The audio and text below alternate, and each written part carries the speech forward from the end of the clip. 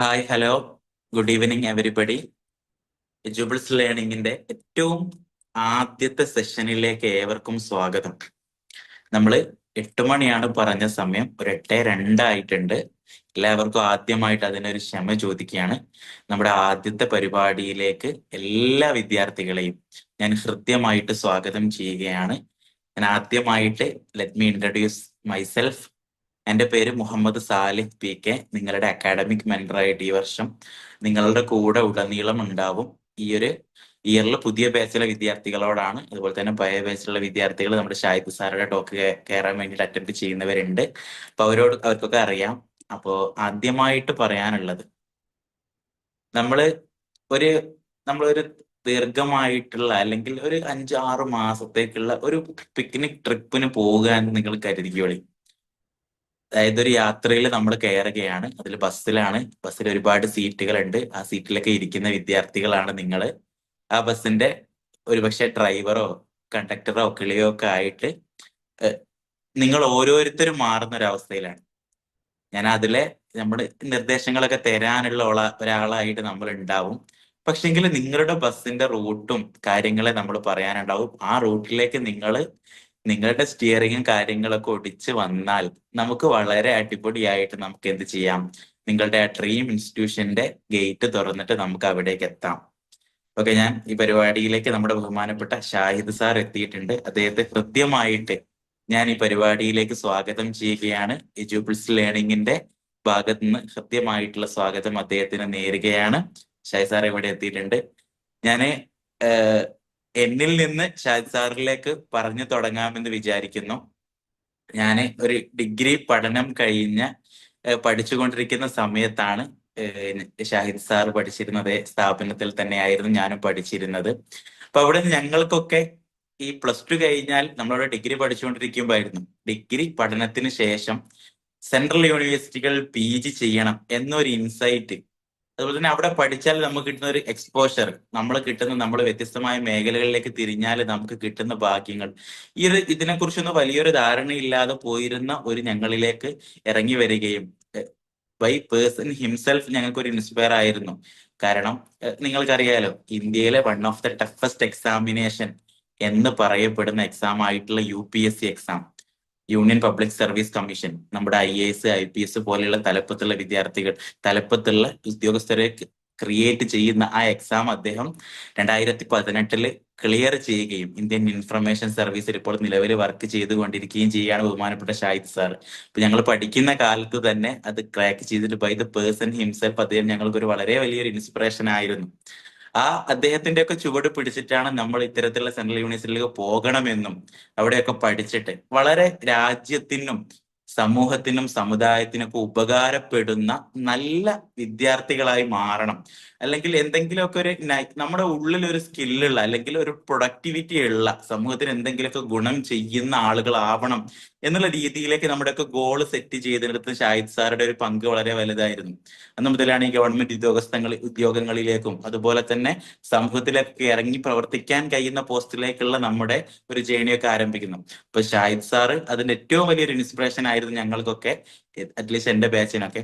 അപ്പം അദ്ദേഹം ഞങ്ങളിലേക്ക് കടന്നു വരികയും അദ്ദേഹം ഞങ്ങൾക്ക് ഇടയിൽ ഉണ്ടാക്കിയ ഒരു ത്വരയായിരുന്നു അന്ന് പ്രീമിയർ ഇൻസ്റ്റിറ്റ്യൂഷൻ ആയിട്ടുള്ള സെൻട്രൽ യൂണിവേഴ്സിറ്റികളിലേക്കും NITകളിലേക്കും IITകളിലേക്കും ഒക്കെ എൻട്രൻസ് എക്സാം എഴുതുക എന്നുള്ള ഒരു ത്വര.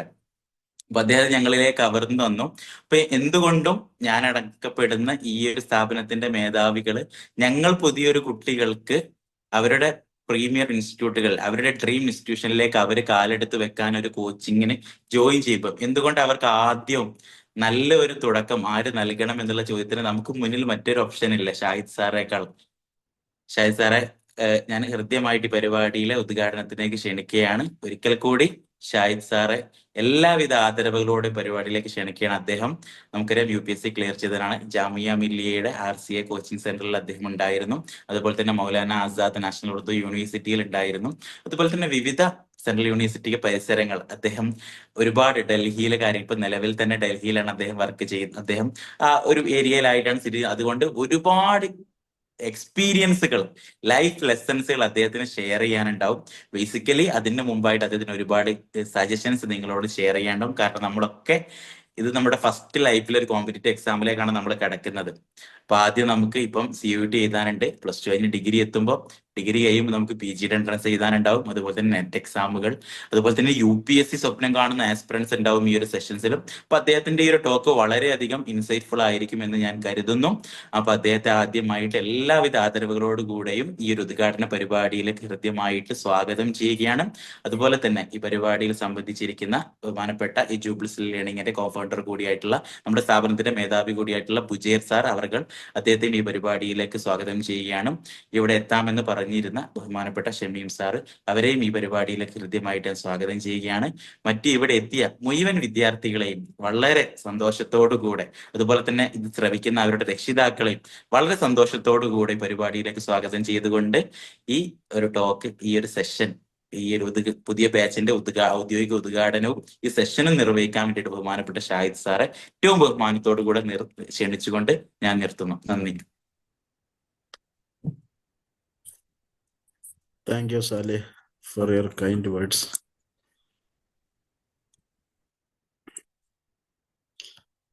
കേൾക്കാലോ അല്ലേ?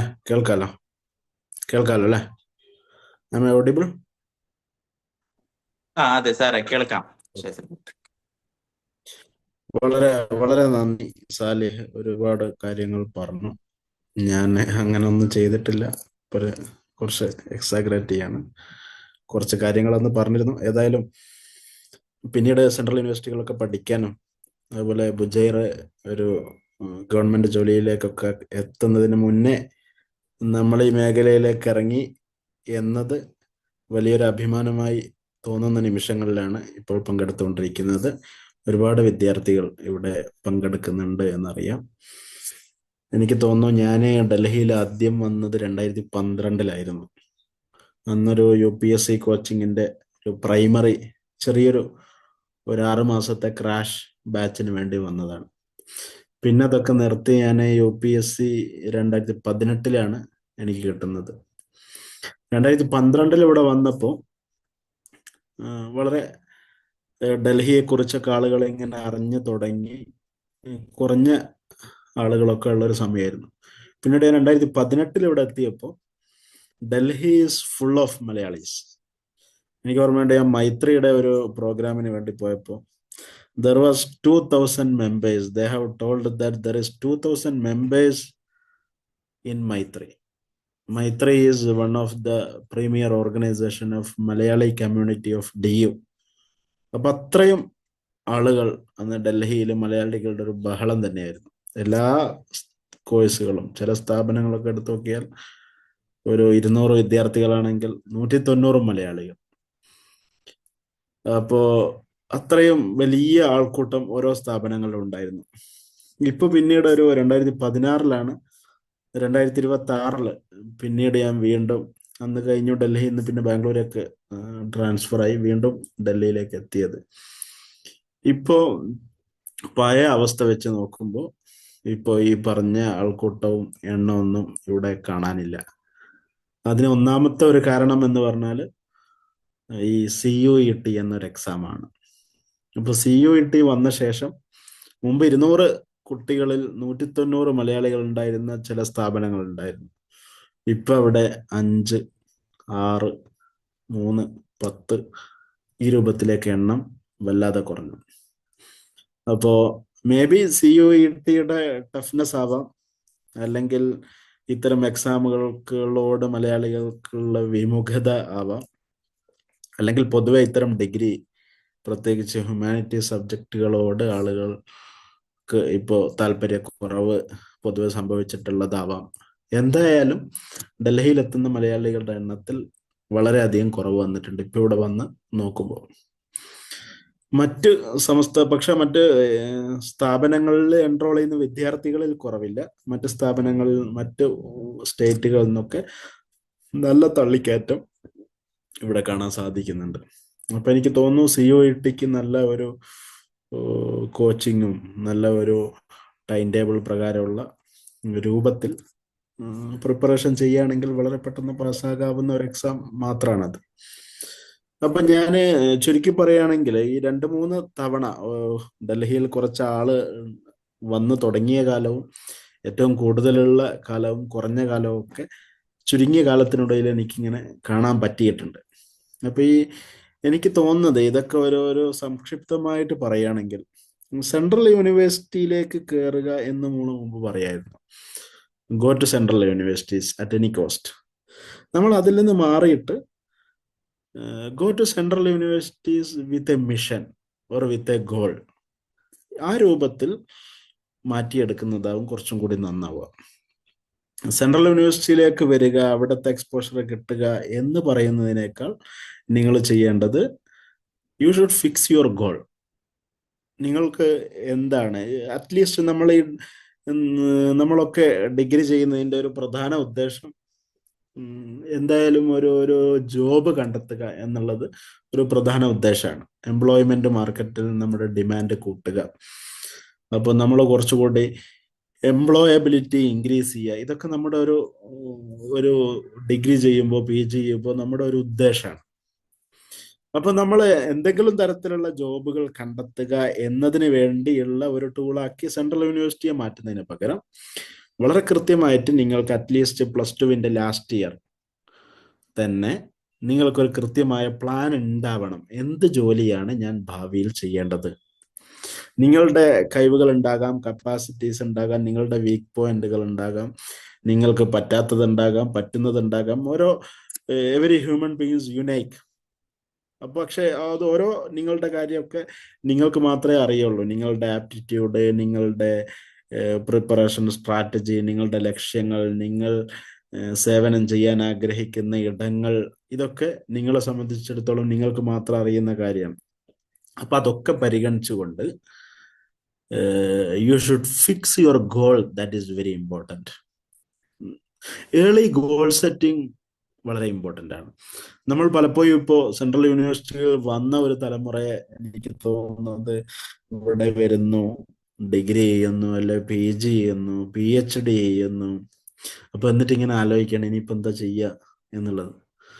അപ്പൊ അതിന് പകരം അവിടെ നിന്ന് എന്തെങ്കിലുമൊക്കെ ഒരു അവസരം വരാം, നമുക്ക് എക്സ്പോഷർ കിട്ടിയേക്കാം എന്നൊക്കെയുള്ള ധാരണയിൽ നിന്ന് മാറിയിട്ട് ഏർലി ഗോൾ സെറ്റിംഗ്, +2 കഴിയുമ്പോൾ തന്നെ എന്ത് ജോലി, ഡിഗ്രി കഴിഞ്ഞിട്ട് അല്ലെ നിങ്ങൾ എത്ര വർഷം പഠിക്കാൻ ആഗ്രഹിക്കുന്നു, fix your time table, time chart, route map. ഇതൊക്കെ നിങ്ങളുടേതായ ആളല്ലോ. അത് സംഭവിക്കുമോ സംഭവിക്കില്ല വേറെ കാര്യം. ചിലപ്പോൾ നിങ്ങൾ അതിനേക്കാൾ മുകളിലെത്താം, അല്ലെങ്കിൽ നിങ്ങൾ വേറെ ഏതെങ്കിലും റൂട്ടിലൊക്കെ ആവാം, അതൊക്കെ വേറെ കാര്യം. അതൊന്നും നമ്മുടെ കയ്യിലല്ല. പക്ഷെ U should fix your goal. That is very important. അപ്പോൾ ഗോള്, നിങ്ങൾ എന്ത് ജോലി ചെയ്യുന്നു, അല്ലെങ്കിൽ ഞാൻ എവിടെ വർക്ക് ചെയ്യണം എന്നുള്ള ഗോള് നിങ്ങൾ കൃത്യമായി ഫിക്സ് ചെയ്താൽ, ആ ഫിക്സ് ചെയ്യുന്ന ഗോളിനനുസരിച്ചുള്ള നിങ്ങളെ സഹായിക്കുന്ന സ്ഥാപനങ്ങൾ ഇവിടെയുണ്ട്. നിങ്ങൾ ഒരു ടെക്നോക്രാറ്റ് ആവാനാണ് ആഗ്രഹിക്കുന്നത്, അതിന് പറ്റിയ സ്ഥാപനങ്ങളുണ്ട്. നല്ല എഞ്ചിനീയർ ആവാൻ ആഗ്രഹിക്കുന്നു, അതിന് പറ്റിയ സ്ഥാപനങ്ങളുണ്ട്. സയൻസിന് പറ്റിയ സ്ഥാപനങ്ങളുണ്ട്. ഹ്യൂമാനിറ്റീസ്, നിങ്ങൾ ലാംഗ്വേജ് ആണ്, ലിറ്ററേച്ചർ ആണ്, ഗവേഷണമാണ്, അല്ലെങ്കിൽ സിവിൽ സർവീസ് ആണ്, ഗവൺമെന്റ് ജോബ്സ് ആണ്, എല്ലാത്തിനും പറ്റിയ ഒരു വളക്കൂറുള്ള മണ്ണ് ഡൽഹിയിലുണ്ട്, നോ ഡൗട്ട്. പക്ഷെ വരുന്ന ആളുകൾ അതിനനുസരിച്ച് വളരെ പ്രധാനമാണ് നിങ്ങളുടെ ഗോൾ സെറ്റ് ചെയ്ത ശേഷം ഇവിടെ വരിക എന്നുള്ളത്. അല്ലെങ്കിൽ നിങ്ങൾ ഇവിടെ വരുന്നു, നിങ്ങൾ ഡിഗ്രി കഴിയുന്നു, PG കഴിയുന്നു, പിന്നെ നിങ്ങൾ ആലോചിക്കുന്നു ഇനി എന്താ ഇപ്പൊ ചെയ്യുക എന്നുള്ളത് ആലോചിക്കുന്നു. അപ്പൊ സെൻട്രൽ യൂണിവേഴ്സിറ്റി എന്ത് ചെയ്യുന്നു, വിത്തൗട്ട് എ ബെനഫിറ്റ് ആയിട്ട് പലപ്പോഴും നിങ്ങൾക്ക് തോന്നാൻ സാധ്യതയുണ്ട്. അപ്പൊ അതുകൊണ്ട് it is very important. First U should fix your goal. Then as per the goal, you decide which institute you have to go and what you need to study and how you can reach up to that level which were you already planned as your goal. So that is the first thing. The second most important thing is that you should make your goal very big. ഇന്ന് ഒരുപാട് ജോലികളുണ്ട്, ജോലികളുടെ സ്വഭാവങ്ങൾ മാറുകയാണ്, എംപ്ലോയ്മെന്റിന്റെ സ്വഭാവങ്ങൾ മാറുകയാണ്. പലതരത്തിലുള്ള ജോലികൾ ഇന്ന് ലഭ്യമാണ്. ഇപ്പോ ഉദാഹരണത്തിന് പറയുകയാണെങ്കിൽ നമ്മളൊരു ഗവൺമെന്റ് ജോബ് ഒരു ഉദാഹരണമാണ്. പക്ഷെ ഗവൺമെന്റ് ജോബ് തന്നെ ഏറ്റവും വലിയ പ്രധാനമായി കിടക്കുന്ന ഒരു കാലം ഇന്ന് മാറി. ഇന്ന് ഈവൻ ഗവൺമെന്റിൽ പോലും എല്ലാ കാര്യങ്ങളും ഇപ്പോൾ പ്രൈവറ്റ് കൺസൾട്ടൻസീസിനെ ഏൽപ്പിക്കാൻ തുടങ്ങി, മറ്റു ഔട്ട്സോഴ്സ് ചെയ്യാൻ തുടങ്ങി. അപ്പോൾ ഗവൺമെന്റ് ജോബാണ് പ്രധാനം എന്ന് പറഞ്ഞ് നടന്നിരുന്ന കാലം കുറേയൊക്കെ കഴിഞ്ഞിട്ടുണ്ട്. പെൻഷനുകളിൽ മാറ്റം വന്നു, അവരുടെ രീതികളിൽ മാറ്റം വന്നു. അപ്പോൾ ജോലികളും അതിനനുസരിച്ച് ഇങ്ങനെ മാറിക്കൊണ്ടേയിരിക്കുകയാണ്. നമ്മളൊരു കമ്പനിയിൽ ജോലി ചെയ്യുക എന്നത് പോലെ തന്നെ ഇമ്പോർട്ടൻ്റ് ആണ്. ഇപ്പോൾ ഇവിടെ രണ്ട് ചെറുപ്പക്കാർ ഇത് ഈ എഡ്യൂബ്ലിറ്റ്സ് കേട്ട് എന്ന് പറയുന്ന ഒരു സ്ഥാപനം തുടങ്ങി. അപ്പോൾ അതൊരു ഒരു എൻ്റർപ്രണർഷിപ്പാണ്. അവരും പിന്നെ ജോലി കിട്ടിയ ആളുകളാണ്, സർക്കാർ ജോലി കിട്ടിയ ആളുകളാണ്. പക്ഷെ അതിനേക്കാൾ ഇമ്പോർട്ടൻ്റ് ആണ് നമ്മളൊരു സ്ഥാപനം നടത്തുക, ഇൻസ്റ്റിറ്റ്യൂഷൻ ബിൽഡ് ചെയ്യുക, ഒരു എന്റർപ്രണർഷിപ്പ് ബിൽഡ് ചെയ്യുക, എജൂപ്രണറായി മാറുക എന്നുള്ള ഒരു വിഷൻ കൃത്യമായി സെറ്റ് ചെയ്തപ്പോൾ അതിനേക്കാൾ ഇമ്പോർട്ടൻ്റ് ആയിട്ട്, അല്ലെങ്കിൽ അവർ ഫിക്സ് ചെയ്തതിനനുസരിച്ച് അവർക്ക് അതിനെ ബിൽഡ് ചെയ്യാൻ സാധിക്കുന്നു, ഒരു ടെക് ഉണ്ടാക്കാൻ സാധിക്കുന്നു. അതുപോലെ തന്നെയാണ് ഇപ്പോൾ ഉദാഹരണമായിട്ട് നമ്മൾ ഒരു കോർപ്പറേറ്റ് സ്ഥാപനത്തിൽ ജോലി ചെയ്യുക എന്നതിനൊക്കെ പകരം നമ്മളൊരു ലക്ഷ്യം വെക്കുമ്പോൾ എപ്പോഴും അതിൻ്റെ ഏറ്റവും മുകളിലെ ലക്ഷ്യങ്ങൾ നിങ്ങൾക്ക് അതിൻ്റെ സിഇഒ ആകാം. ഒന്നുകിൽ നിങ്ങൾ കമ്പനി നിർമ്മിക്കുന്നവരാകുക, നിർമ്മിക്കാൻ പറ്റുന്നില്ലെങ്കിൽ നമുക്കതിൻ്റെ സിഇഒമാരാവാം. നിങ്ങൾക്കതിൻ്റെ ഏറ്റവും ഹയസ്റ്റ് പോസ്റ്റിൽ വിവിധ മേഖലകളിലുള്ള ആളുകളാകാം. നിങ്ങൾ ലോ ചെയ്യുന്നവരാണെങ്കിൽ നല്ല സുപ്രീം കോർട്ട് അഡ്വക്കേറ്റ്സോ ജഡ്ജിമാരോ ആവാം. നല്ല സ്ഥാപനങ്ങൾ, നല്ല ഒരുപാട് ജോലികൾ, ഇതൊക്കെ നിങ്ങൾക്ക് ലക്ഷ്യം വെക്കാം. ഇപ്പോൾ പക്ഷെ ഞാൻ പറഞ്ഞു വരുന്നത് അതിനൊക്കെയുള്ള നിങ്ങളുടെ ആ ലക്ഷ്യത്തിനനുസരിച്ച് ഏറ്റവും പ്രധാനം എന്ന് പറയുന്നത് നല്ല സ്ഥാപനത്തിലേക്ക് എത്തുക എന്നുള്ളതാണ്. ഇപ്പോൾ ഉദാഹരണം സിവിൽ സർവീസ് എന്നുള്ള ലക്ഷ്യം നിങ്ങൾ വെച്ചു. ഇപ്പൊ നിങ്ങൾ ആലോചിച്ച് നോക്കൂ, സത്യത്തിൽ സിവിൽ സർവീസിന്റെ കണ്ടന്റ് അല്ലെങ്കിൽ മെറ്റീരിയൽ എന്ന് പറയുന്നത് ഹ്യൂമാനിറ്റീസ് ആണ്, യാതൊരു ഡൗട്ടും ഇല്ല.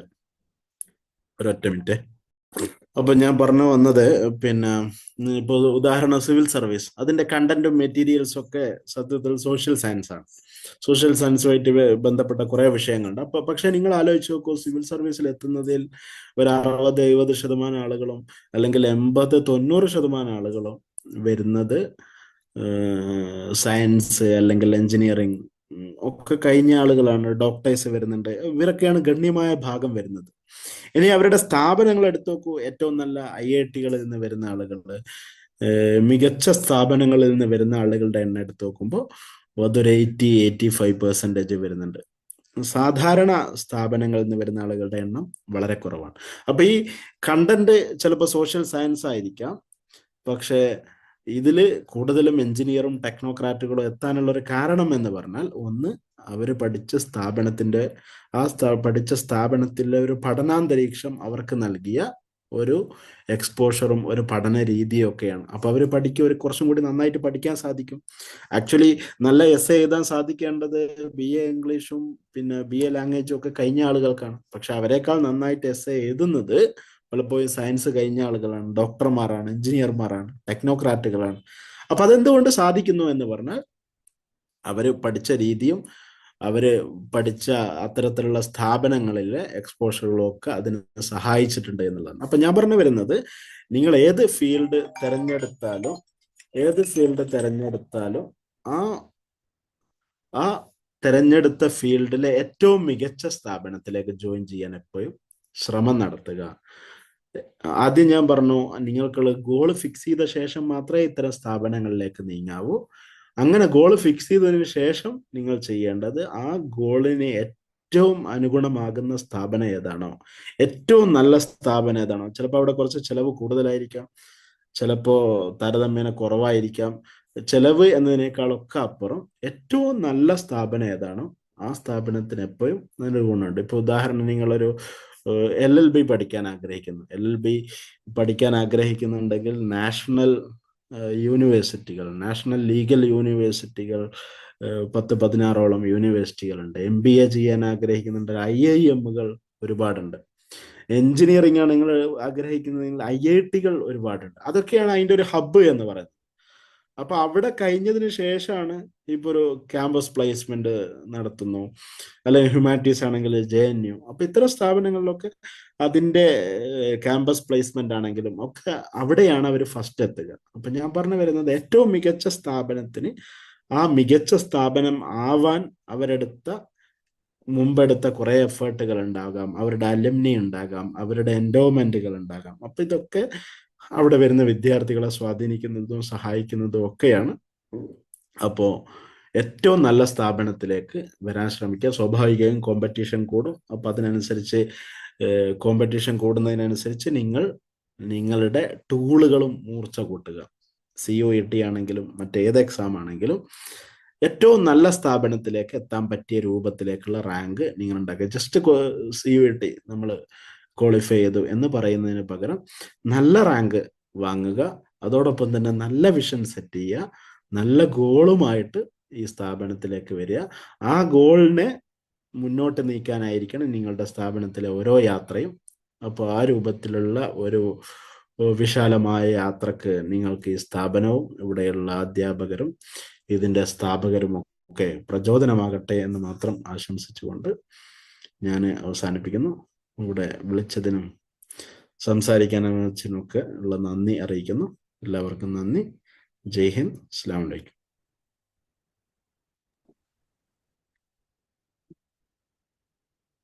താങ്ക് യു ഷാജി സാർ, ജസാക്കല്ല. വളരെ നല്ലൊരു ഇൻസൈറ്റ്ഫുൾ ആയിട്ടുള്ള സെഷൻ ആയിരുന്നു. നമുക്ക് സാർക്ക് തിരക്കില്ലെങ്കിൽ കുട്ടികൾക്ക് എന്തെങ്കിലും കയറിയ കാര്യങ്ങൾ എന്തെങ്കിലും സംസാരിക്കാനുണ്ടെങ്കിൽ പെട്ടെന്ന് അവരുടെ സംശയങ്ങളൊക്കെ നമുക്ക് ചോദിക്കാം. അതുപോലെ തന്നെ സാറ് ജാമ്യയിലെ സാറ് വളരെ ഇൻസൈറ്റ്ഫുൾ ആയ സെഷൻ നമ്മുടെ കുട്ടികൾക്ക് നൽകി. എന്തായാലും നിങ്ങൾ ഓരോ യൂണിവേഴ്സിറ്റിയിൽ പോകുമ്പോഴും നമുക്ക് ആ യൂണിവേഴ്സിറ്റി തിരഞ്ഞെടുക്കുന്നതിനുപരി നമ്മുടെ ഏർലി ഗോൾ സെറ്റിംഗ് ആണ്. നിങ്ങൾ +2 ഒരു ഗോൾ സെറ്റ് ചെയ്തുകൊണ്ടാണ് നമ്മൾ ഒരു ഇൻസ്റ്റിറ്റ്യൂഷൻ എടുത്ത് എൻട്രൻസ് എക്സാമിന് വേണ്ടി വരുന്നത്. ഇനി അവിടെ എത്തിയിട്ട് നമ്മൾ എന്താവണം എന്നുള്ളൊരു ഗോൾ സെറ്റിംഗിലേക്ക് കൂടെ നമുക്കൊരു സെഷനായി. ആർക്കെങ്കിലും എന്തെങ്കിലും കാര്യങ്ങൾ സാറായിട്ട് ഷെയർ ചെയ്യാനോ എൻക്വയറി ചെയ്യാനുണ്ടെങ്കിൽ ഈ ഒരു സെഷൻ ഓപ്പൺ അപ്പ് ചെയ്യാണ്. ഫ്രീ ആയിട്ട് ആളുകൾ എന്ത് ചെയ്യാം, വോയിസ് ഓപ്പൺ ചെയ്തിട്ട് വീഡിയോയിലൂടെ വന്നിട്ട് എന്ത് ചെയ്യാം, അവർക്ക് എന്തെങ്കിലും കാര്യങ്ങൾ ഉണ്ടെങ്കിൽ പെട്ടെന്ന് തന്നെ കാര്യങ്ങൾ ചോദിക്കാം. അതിനുള്ളൊരു സെഷനും കൂടെ ഏർപ്പെടുത്തുകയാണ്.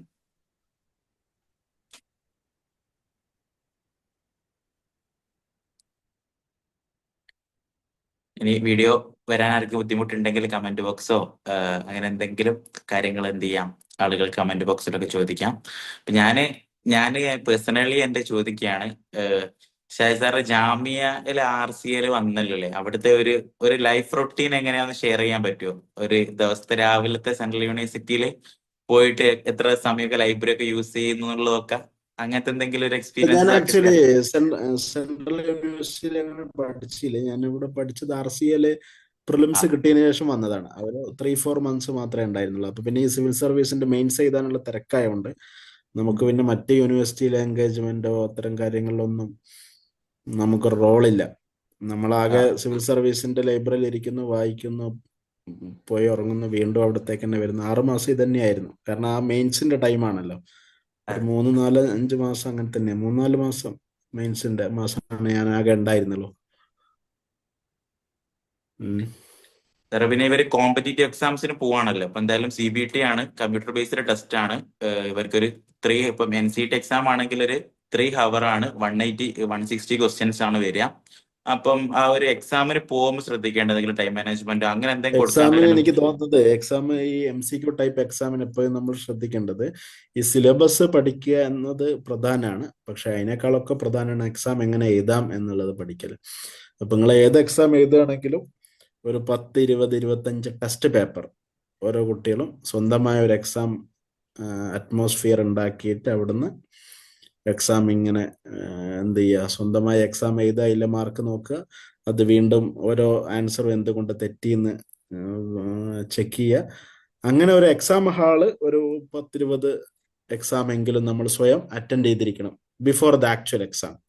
അങ്ങനെയാണെങ്കിൽ നമുക്ക് വളരെ എളുപ്പം ഈ MCQ ടൈപ്പ് എക്സാം ജയിച്ചു പോകാൻ പറ്റും. അല്ലെങ്കിൽ നമ്മളിങ്ങനെ കുറേ സിലബസ് പഠിക്കും, നമുക്ക് പലപ്പോഴും ഈ എക്സാം മാർക്ക് കിട്ടുന്നതിൽ വലിയ ബുദ്ധിമുട്ടുണ്ടാവും. ഓക്കെ സാറേ, നമ്മൾ ഈ സാന്തരികയെ സൂചിപ്പിക്കുകയാണ്. നമ്മളെ കോഴ്സ് ഡിസൈൻ ചെയ്തത് അങ്ങനെ തന്നെയാണ്. നമ്മളൊരു 3 തരത്തിലുള്ള മോക്ക് ടെസ്റ്റ് ആണ് ഇവിടെ വെച്ചിരിക്കുന്നത്. നമ്മൾ ഫൗണ്ടേഷൻ ടെസ്റ്റ്, PYQ ടെസ്റ്റ്, പിന്നെ മന്ത്ലി മെഗാ മോക്ക് ടെസ്റ്റ് ഉള്ള നിലക്കാണ്. അപ്പൊ അത് കുട്ടികൾക്ക് ഹെൽപ്ഫുൾ ആവുമെന്ന് വിചാരിക്കുന്നു. അപ്പൊ എന്തായാലും സാറുടെ നിർദ്ദേശങ്ങളും കാര്യങ്ങളൊക്കെ വളരെ ഉപകാരമായി. ഞാൻ ഇനി ആരെങ്കിലും സ്റ്റുഡൻസിന്റെ ഭാഗത്ത് നിന്ന് എന്തെങ്കിലും സംശയങ്ങളോ കാര്യമുണ്ടെങ്കിൽ, റിഷാദ് ഹാൻഡ് റൈസ് ചെയ്തിട്ടുണ്ട്. റിഷാദിന് എന്തെങ്കിലും ഡൗട്ട്സോ കാര്യങ്ങളോ ഉണ്ടെങ്കിൽ റിഷാദ് ഇപ്പൊ ചോദിക്കും. ഓക്കെ റിഷാദ്. ആ കേൾക്കുന്നുണ്ടോ? ഓഡിയബിൾ ആണ്, പറഞ്ഞോളൂ റിഷാദ്. സാറ് പറഞ്ഞല്ലോ ഇപ്പം പല കുട്ടികളും എക്സ്പോഷർ ഒക്കെ ആഗ്രഹിച്ചിട്ടാണ് സെൻട്രൽ യൂണിവേഴ്സിറ്റിയിൽ വരുന്നത്. അതുകൊണ്ട് തന്നെ ഡിഗ്രി PG കഴിഞ്ഞാൽ പിന്നെ എന്തെടുക്കണം എന്ന് അറിയില്ല എന്നുള്ളത്. അപ്പൊ നമ്മളിപ്പോ ഒരു കറക്റ്റ് ഒരു ഐഡിയ ഒരു ഗോൾ സെറ്റ് ചെയ്ത് വരികയാണെങ്കിൽ ഇപ്പം പല ഗവൺമെന്റ് പരീക്ഷകളൊക്കെ ഉണ്ടല്ലോ. അപ്പൊ ഈ ഡിഗ്രീന്റെ കൂടെ തന്നെ അതിനൊക്കെ പ്രിപ്പയർ ചെയ്യുകയാണെങ്കിൽ വിത്തിൻ 1 ഇയറിന്റെ ഉള്ളിൽ തന്നെ ഡിഗ്രി കഴിയുമ്പോൾ തന്നെ നമുക്ക് ആ ജോബിലേക്ക് കയറാൻ കഴിയും. പിന്നെ എനിക്ക് പേഴ്സണലി ഒരു ചോദ്യം ചോദിക്കാണ്ടായിരുന്നു. ഞാൻ കുറച്ച് അസുഖങ്ങളും കുറച്ച് വർക്കൊക്കെ ഉള്ളതുകൊണ്ട് എനിക്ക് 2 കൊല്ലം പഠിക്കാൻ കഴിഞ്ഞില്ല. ഇപ്പം വയസ്സ് 20ആയി. അപ്പം ഒരു 27 വയസ്സൊക്കെ ആകുമ്പോൾ ഇത് ക്ലിയർ ചെയ്ത് കഴിഞ്ഞാൽ എന്തെങ്കിലും ഏജിന്റെ പ്രശ്നം വരുമോ ജോലിക്ക് കയറുമ്പോൾ? ഒന്നാമത്തത് നിങ്ങൾ പറഞ്ഞ റൂട്ട് വളരെ കറക്റ്റാണ്. ഇപ്പൊ ഡിഗ്രിയോടൊപ്പം പഠിക്കുക, 1 വർഷം കൊണ്ട് ക്ലിയർ ചെയ്യാൻ പറ്റും എന്നത് നമുക്കറിയില്ല. നിങ്ങളെ പ്രിപ്പറേഷൻ്റെ ഇതിനനുസരിച്ചിരിക്കും. ബട്ട് ജസ്റ്റ് ഡിഗ്രി കംപ്ലീറ്റ് ചെയ്യുന്നതിൻ്റെ മുമ്പ് തന്നെ ഈ പറഞ്ഞ ഏതെങ്കിലും രൂപത്തിൽ നിങ്ങൾ നന്നായിട്ട് പ്രിപ്പയർ ചെയ്യുകയാണെങ്കിൽ മറ്റ് എക്സാമുകൾ, ഇപ്പോൾ ഒരുപാട് എക്സാമുകൾ ഉണ്ടല്ലോ. കേരളത്തിൽ എക്സാമുകളുണ്ട്, ഡൽഹിയിൽ എക്സാമുകൾ ഉണ്ടാവും. എല്ലാ എക്സാമുകളും അറ്റൻഡ് ചെയ്യുക. എക്സാം എഴുതുക എന്നുള്ളത് ഒരു ഹോബിയാക്കി മാറ്റുക. ഡിഗ്രി ടൈം ഇതിനായിട്ട് മാറ്റി വെക്കുക. ഓക്കെ. പിന്നെ ഏജിൻ്റെത് നിങ്ങൾ എന്താ പറഞ്ഞത്? ഏജ് എനിക്ക് 32 ഇപ്പോൾ വരെയൊക്കെ ഏജ് പോകാം. ഇപ്പൊ സിവിൽ സർവീസിന് 20 ആയി. 35 വരെ ഏജ് ഉണ്ട്. ഏജ് 20 ആണ് ഇപ്പോൾ. അത് ഏജ് 20 ഗവൺമെന്റ് വളരെ ജോബിലേക്ക് ചെറുപ്പല്ലേ. ഞാൻ 35 വരെ ഡിഗ്രിയിലേക്ക് സിവിൽ പഠിക്കാൻ പോകണേ സർവീസ് ഉള്ളൂ. ചെയ്ത 32 പിന്നെ ആണ് മറ്റ് SSC പോലെയുള്ള എക്സാമുകൾക്ക്. 32 ജനറൽ കമ്മ്യൂണിറ്റിക്ക് ഉണ്ട്. അത് 35 വരെ പോകാം. കേരള PSC 36ഓ 38ഓ വരെ ഒക്കെ ഉണ്ടാവാം. അപ്പൊ അത് വിഷയമല്ല. ഇതിന്റെ കൂടെ നമ്മളൊക്കെ തന്നെ കോച്ചിങ് 24. എടുക്കുകയല്ലേ നല്ലത് സാറേ? അതെ, ഒരു ഇതിന്റെ കൂടെ ഫൗണ്ടേഷൻ കോച്ചിങ് കോഴ്സ് പോലെ നല്ലത്? എങ്കിലും. അതെ, ഫൗണ്ടേഷൻ ഓക്കെ കോഴ്സ് എങ്കിലും അതിന്റെ കൂടെ കൊണ്ടുപോവാ ഓക്കെ ഓക്കെ. ഡിഗ്രിയോടൊപ്പം.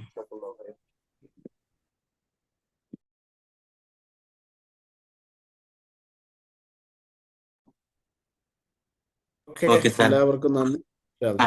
ആയിക്കോട്ടെ. Thank you sir. വേറെ ആർക്കും സംശയങ്ങളൊന്നും ഇല്ലെന്ന് വിചാരിക്കുന്നു. അപ്പൊ സാറേ വളരെ താങ്ക് യു. എന്തായാലും നമ്മുടെ വിദ്യാർത്ഥികളെ സംവദിക്കാൻ കഴിഞ്ഞതിൽ വളരെ സന്തോഷവാന്മാണ്. ഷായ് സാർക്ക് ഒരുപാട് നന്ദി രേഖപ്പെടുത്തുകയാണ്. ഓക്കെ, നമ്മള് ഇനി നമ്മുടെ അടുത്ത സെഷനിലേക്ക് പോവുകയാണ്. അപ്പോ ആദ്യമായിട്ട് നമുക്ക് ഓരോരുത്തർക്കും ഒന്നൊന്ന് സെൽഫ് ഇൻട്രൊഡക്ഷൻ വേണമെങ്കിൽ ഒന്ന് നടത്താം. ഒന്ന് പേരും സ്ഥലവും, ഇപ്പം +2 എന്ത് ചെയ്യുന്നു, പഠിക്കുന്ന കാര്യങ്ങളൊന്ന് ഷെയർ ചെയ്യാം. എന്നിട്ട് ബാക്കി കാര്യങ്ങൾ ഞാൻ നാളേക്കുള്ള നാളേക്കുള്ളല്ല, ഇനി വരും ദിവസങ്ങളിലേക്കുള്ള കാര്യങ്ങൾ ഒന്ന് ഷെയർ ചെയ്തിട്ട് തുടങ്ങാം. ഓക്കെ, ഫസ്റ്റ് ഞാൻ ഓരോരുത്തരെ വിളിക്കുന്നതിനനുസരിച്ച് അവരൊന്ന് പറഞ്ഞാൽ മതി. വീഡിയോ ഓൺ ആക്കിയിട്ട് പറഞ്ഞാൽ അത്രയും നല്ലത്. കാരണം നമ്മളൊരു 6 മന്ത്, ഒരു 5th മന്ത് ഒരു ജേണി സ്റ്റാർട്ട് ചെയ്യാണ്. അപ്പോ എന്തായാലും നിങ്ങൾക്കും അങ്ങോട്ട് ഹെൽപ്ഫുൾ ആവണം, നമുക്ക് ഇങ്ങോട്ട് ഹെൽപ്ഫുൾ ആവണം. നമുക്ക് എന്തായാലും നമ്മുടെ ഡ്രീം സൊല്യൂഷനിൽ എത്തണം. ഇപ്പോഴേ കാര്യങ്ങൾ ഓപ്പൺ അപ്പോൾ കമ്മ്യൂണിക്കേഷൻ ക്ലിയർ ആവുക. കമ്മ്യൂണിക്കേഷൻ ഗ്യാപ്പ് കൊണ്ട് ഒരിക്കലും എന്താവരുത്, നിങ്ങൾക്ക് വേണ്ട അവസരങ്ങൾ നഷ്ടപ്പെട്ടു പോയത് ഞാനായതുകൊണ്ടും നഷ്ടപ്പെട്ടു പോരുത്. ഞാൻ കറക്റ്റ് ചോദിക്കുന്ന കാര്യങ്ങൾ നിങ്ങൾ അപ്ഡേറ്റ് ചെയ്യുക. ക്ലാസ്സുകൾ കണ്ടെങ്കിൽ കണ്ടു പറയുക, അല്ലെങ്കിൽ ഇല്ലെങ്കിൽ ഇല്ല എന്ന് പറയുക. എന്നൊക്കെ കണ്ടു തീർക്കും. ടെസ്റ്റുകൾ ചെയ്തോ, മാർക്കുകൾ കറക്റ്റ് ആക്കുക. എന്നാൽ മാത്രമേ നമുക്ക് എന്ത് ചെയ്യാൻ പറ്റൂ. ഇപ്പം ഷായ് സാർ പറഞ്ഞൊരു കാര്യം എനിക്ക് വളരെ സ്ട്രൈക്കിംഗ് ആയി തോന്നി. കാരണം നമുക്ക് +2 എത്ര മാർക്ക് ഉണ്ടെങ്കിലും നമ്മൾ ഈ എക്സാം എഴുതി അതായത് മോക്ക് ടെസ്റ്റുകൾ അറ്റംപ്റ്റ് ചെയ്ത് നമ്മൾ ക്ലിയർ ആയിട്ടില്ലെങ്കിൽ നമുക്ക് ഇതിന്റെ ഒരു കാര്യമില്ല.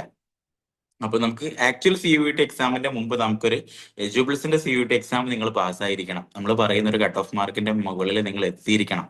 എന്നാൽ നമുക്ക് അവിടെ നിങ്ങൾക്ക് അഡ്മിഷൻ സെക്യൂർ ചെയ്യാം എന്ന് പറയാം. ഓക്കെ, അപ്പൊ നമുക്ക് സ്റ്റാർട്ട് ചെയ്യാം. ഫസ്റ്റ് വൺ സജ പറഞ്ഞോളൂ. സജ ഓക്കെ അല്ലേ? വോയിസ് ഓൺ ആക്കിയിട്ട് പേരും എന്തെങ്കിലും കാര്യങ്ങൾ പറയാനുണ്ടെങ്കിൽ പറയാം. ഹലോ, കേൾക്കുന്നുണ്ടോ? യെസ്, ഒഡിബിൾ ആണ്. എൻ്റെ പേര് സജ ജാസ്യം. ഞാൻ ഇപ്പോൾ +2 സയൻസ് കറന്റ് ഓൺഗോയിങ് ആണ്, സ്റ്റഡിങ് ആണ്. അന്നേരം ഞാൻ കോഴിക്കോടാണ്, കൂത്താളി വൊക്കേഷണൽ ഹയർ സെക്കൻഡറിയിലാണ് പഠിക്കുന്നത്. ഓക്കെ, സ്ഥലം എവിടെയായിരുന്നു? ഞാൻ കൂത്താളി, കോഴിക്കോട്. ഓക്കെ ഭാഗത്ത്. ഓക്കെ, എന്തെങ്കിലും അംബിഷൻസോ കാര്യങ്ങളോ എന്തെങ്കിലും ഷെയർ ചെയ്യാണ്ടോ? ഒരു ലെക്ചറർ ആണെന്നാണ് ഒരു അംബിഷൻ ആയിട്ട് വരുന്നത്. Teacher. Okay, sure. Thank you, all the best. Okay, അടുത്തത് നമുക്ക് ഫിദ കണക്ട് ചെയ്യാം നമ്മളായിട്ട്.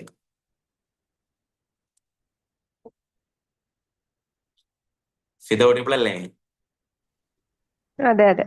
ആ ഓക്കെ, പറഞ്ഞോളൂ. പേര് ഫിദ ഫാത്തിമ. ഉം. ഞാൻ കൊല്ലത്ത് നിന്നാണ്. ഇപ്പം +2 ഹയർ സെക്കൻഡറി +2 ഓൺഗോയിങ് ആണ്. ഓക്കെ, NCET എഴുതാനാണ്. NCET എക്സാം നോക്കുന്നു. ഓക്കെ, നെക്സ്റ്റ് ദാനിയ അവൈലബിൾ ആണോ? ദാനിയ ലൈനിൽ അവൈലബിൾ ആണോ? ആ ഓക്കെ, ശരി. ഓക്കെ, പറഞ്ഞോളൂ. എൻ്റെ പേര് ദാനിയ. ഞാൻ കോഴിക്കോട് നിന്നാണ്. ഇപ്പം +2 കഴിഞ്ഞിട്ട് 1 ഇയർ ആയി. ആർട്സ് ഓക്കെ കോളേജിൽ പഠിച്ചുകൊണ്ടിരിക്കുകയാണ്. BSc മാത്സ് ഫസ്റ്റ് ഇയർ ആണ്. ഓക്കെ NCET എക്സാം ആണ് നോക്കുന്നത്. കിട്ടിയാൽ ഓക്കെ മാറും. ഓക്കെ, ഷുവർ കിട്ടും. ഇൻഷാ അള്ളാ നമുക്കത് കിട്ടണം. Okay, next Aliya. നമുക്ക് ഓൾറെഡി സെക്കൻഡ് ബാച്ചിൽ ഒരു ആലിയ ഉണ്ട്. ആലിയ മലപ്പുറം. കേൾക്കുന്നുണ്ടോ? ആ കേൾക്കുന്നുണ്ട്, പറഞ്ഞോളൂ. എൻ്റെ പേര് ആലിയ. ഞാൻ മലപ്പുറത്തു നിന്നാണ്. ഓക്കെ +2 ഓൺഗോയിങ് ആണ്. NCET എഴുതാനാണ്. ഓക്കെ, NCET എഴുതുന്നു. പിന്നെ അടുത്തത് സായി കൃഷ്ണ.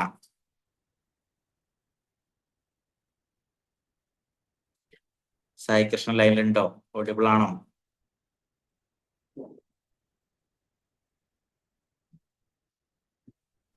ആ ഓഡിബിൾ. ഹലോ, കേൾക്കുന്നുണ്ടോ? അതെ, ഓഡിബിൾ ആണ്. എൻ്റെ പേര് സായി കൃഷ്ണവേണി. ഞാൻ +2 കഴിഞ്ഞ് ഞാൻ TTC സെക്കൻഡ് ഇയർ ആണ്. ഇപ്പം ഞാൻ NCET എക്സാം ആണ് നോക്കുന്നത്. Okay okay, sure. ഓക്കെ, അടുത്തത് ജിയ അവൈലബിൾ ആണോ?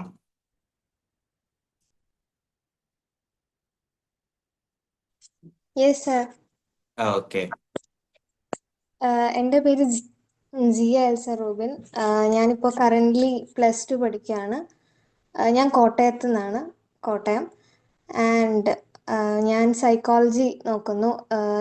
ഞാനിവിടെ എടുത്തിരിക്കുന്നത് ജനറൽ ആപ്റ്റിറ്റ്യൂഡും ഇംഗ്ലീഷും ആണ്. സോ ഞാൻ പഠിക്കുന്നത് Mount Carmel Vidyaniketan. Okay okay, sure. അടുത്തത് നമുക്ക് അബിൻഷ കണക്ട് ചെയ്യും. അബിൻഷ.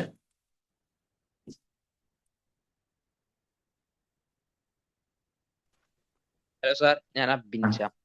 മലപ്പുറം പാണ്ടിക്കാട് നിന്നാണ്. ഞാനിപ്പോ +2 ബയോ സയൻസ് വിദ്യാർത്ഥിയാണ്. ഞാനിപ്പോ നോക്കണേ NCET ആണ്. ഓക്കെ, അടുത്തത് ഭദ്ര സംസാരിക്കും.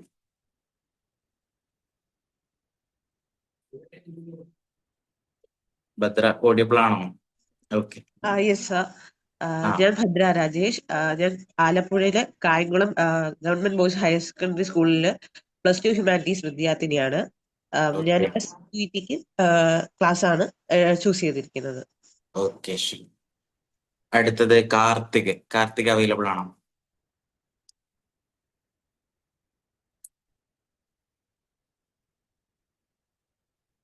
കാർത്തിക് അവൈലബിൾ ആണോ? Yes sir, yes sir. Okay, പറഞ്ഞോളൂ. കാർത്തിക് ഞാൻ കണ്ണൂരിൽ നിന്നാണ്. കറൻലി കമ്പ്യൂട്ടർ സയൻസ് +2 ഓൺഗോയിങ് ആണ്. ഓക്കെ, ഞാൻ RI ആണ് നോക്കുന്നത്. RIയും NCET എക്സാം എഴുതാൻ ഉദ്ദേശിക്കുന്നു അല്ലേ? ആ ഓക്കെ, ഓക്കെ. അടുത്തത് നവജ്യോത്.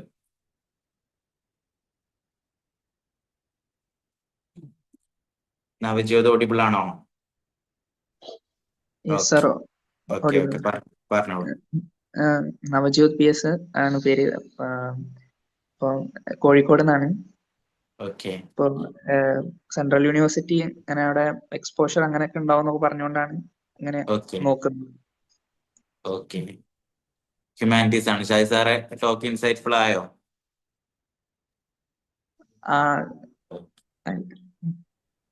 അടുത്തത് ഷഹരിയ. സർ കേൾക്കുന്നുണ്ടോ? കേൾക്കുന്നുണ്ട്. ഓക്കെ. എൻ്റെ പേര് ഷഹരിയാൻ ഷാഫർ. ഞാന് ഗുരുവായൂരിന്നാണ്. ഞാനിപ്പോ കറന്റ്ലി +2 സയൻസ് പഠിച്ചുകൊണ്ടിരിക്കുകയാണ്. ഞാന് BSc NCETക്ക് വേണ്ടിയിട്ട് പ്രിപ്പയർ ചെയ്യുന്നു. ഓക്കെ, ഇനി if anyone has missed from this, kindly come forward. ആരെങ്കിലും ഞാൻ വിളിക്കാൻ വിട്ടുപോയതുണ്ടോ? ഓൾറെഡി എക്സിസ്റ്റിംഗ് ആയിട്ടുള്ള ന്യൂ ബാച്ചിലുള്ള ആളുകൾ ആരെങ്കിലും ഉണ്ടെങ്കിൽ വിട്ടുപോയിട്ടുണ്ടെങ്കിൽ അറിയിക്കണം. ഒരു കുറച്ച് 2-3 ആളുകൾ പങ്കെടുത്തിട്ടില്ല. എന്തായാലും നമുക്ക് ബാക്കിയുള്ള കാര്യങ്ങളിലേക്ക് പോകാം. ഓക്കെ, ഞാൻ പറയാൻ ഉദ്ദേശിക്കുന്ന മെയിനായിട്ട് ഒന്നാമത്തത് ഡിസിപ്ലിനെ കുറിച്ചാണ്. ഡിസിപ്ലിൻ പ്ലസ് കൺസിസ്റ്റൻസി, ഈ 2 സാധനമാണ് നമുക്ക് ബേസിക്കലി വേണ്ടത്. അതായത് ഡിസിപ്ലിനേക്കാൾ ഉപരി കൺസിസ്റ്റൻസി എന്നാ ഞാൻ പറയാം. കാരണം നിങ്ങൾ ദിവസവും അരമണിക്കൂറെ ചിലപ്പോൾ നിങ്ങൾക്ക് അത് ക്ലാസ്സുകൾ മാറ്റി വെക്കാനുണ്ടാവുള്ളൂ, ക്ലാസ്സുകൾ കാണാൻ.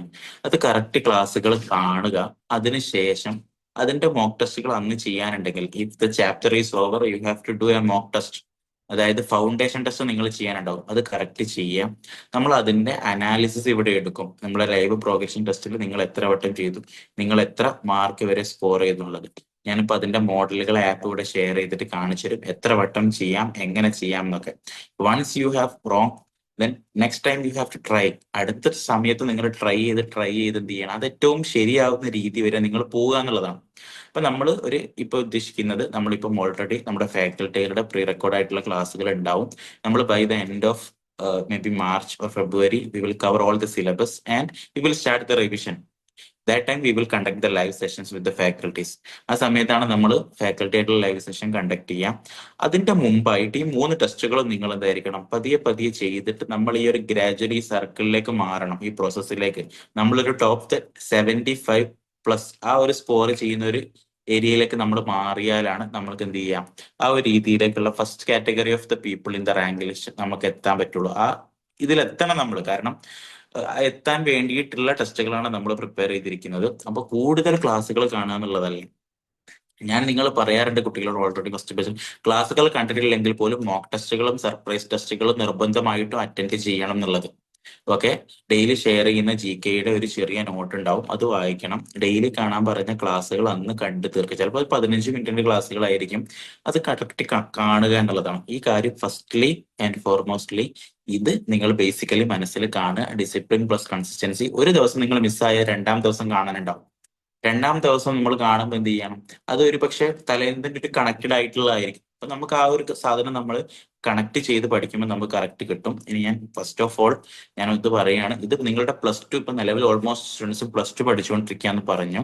അപ്പൊ ഒരിക്കലും ഇത് +2 വേറെ ഇത് വേറെ എന്നുള്ളത്, നമ്മൾ ഇത് രണ്ടും ഇന്റഗ്രേറ്റ് ചെയ്തിട്ടാണ് നമ്മൾ ഇത് അവസാനം വരെ കൊണ്ടുപോകുക.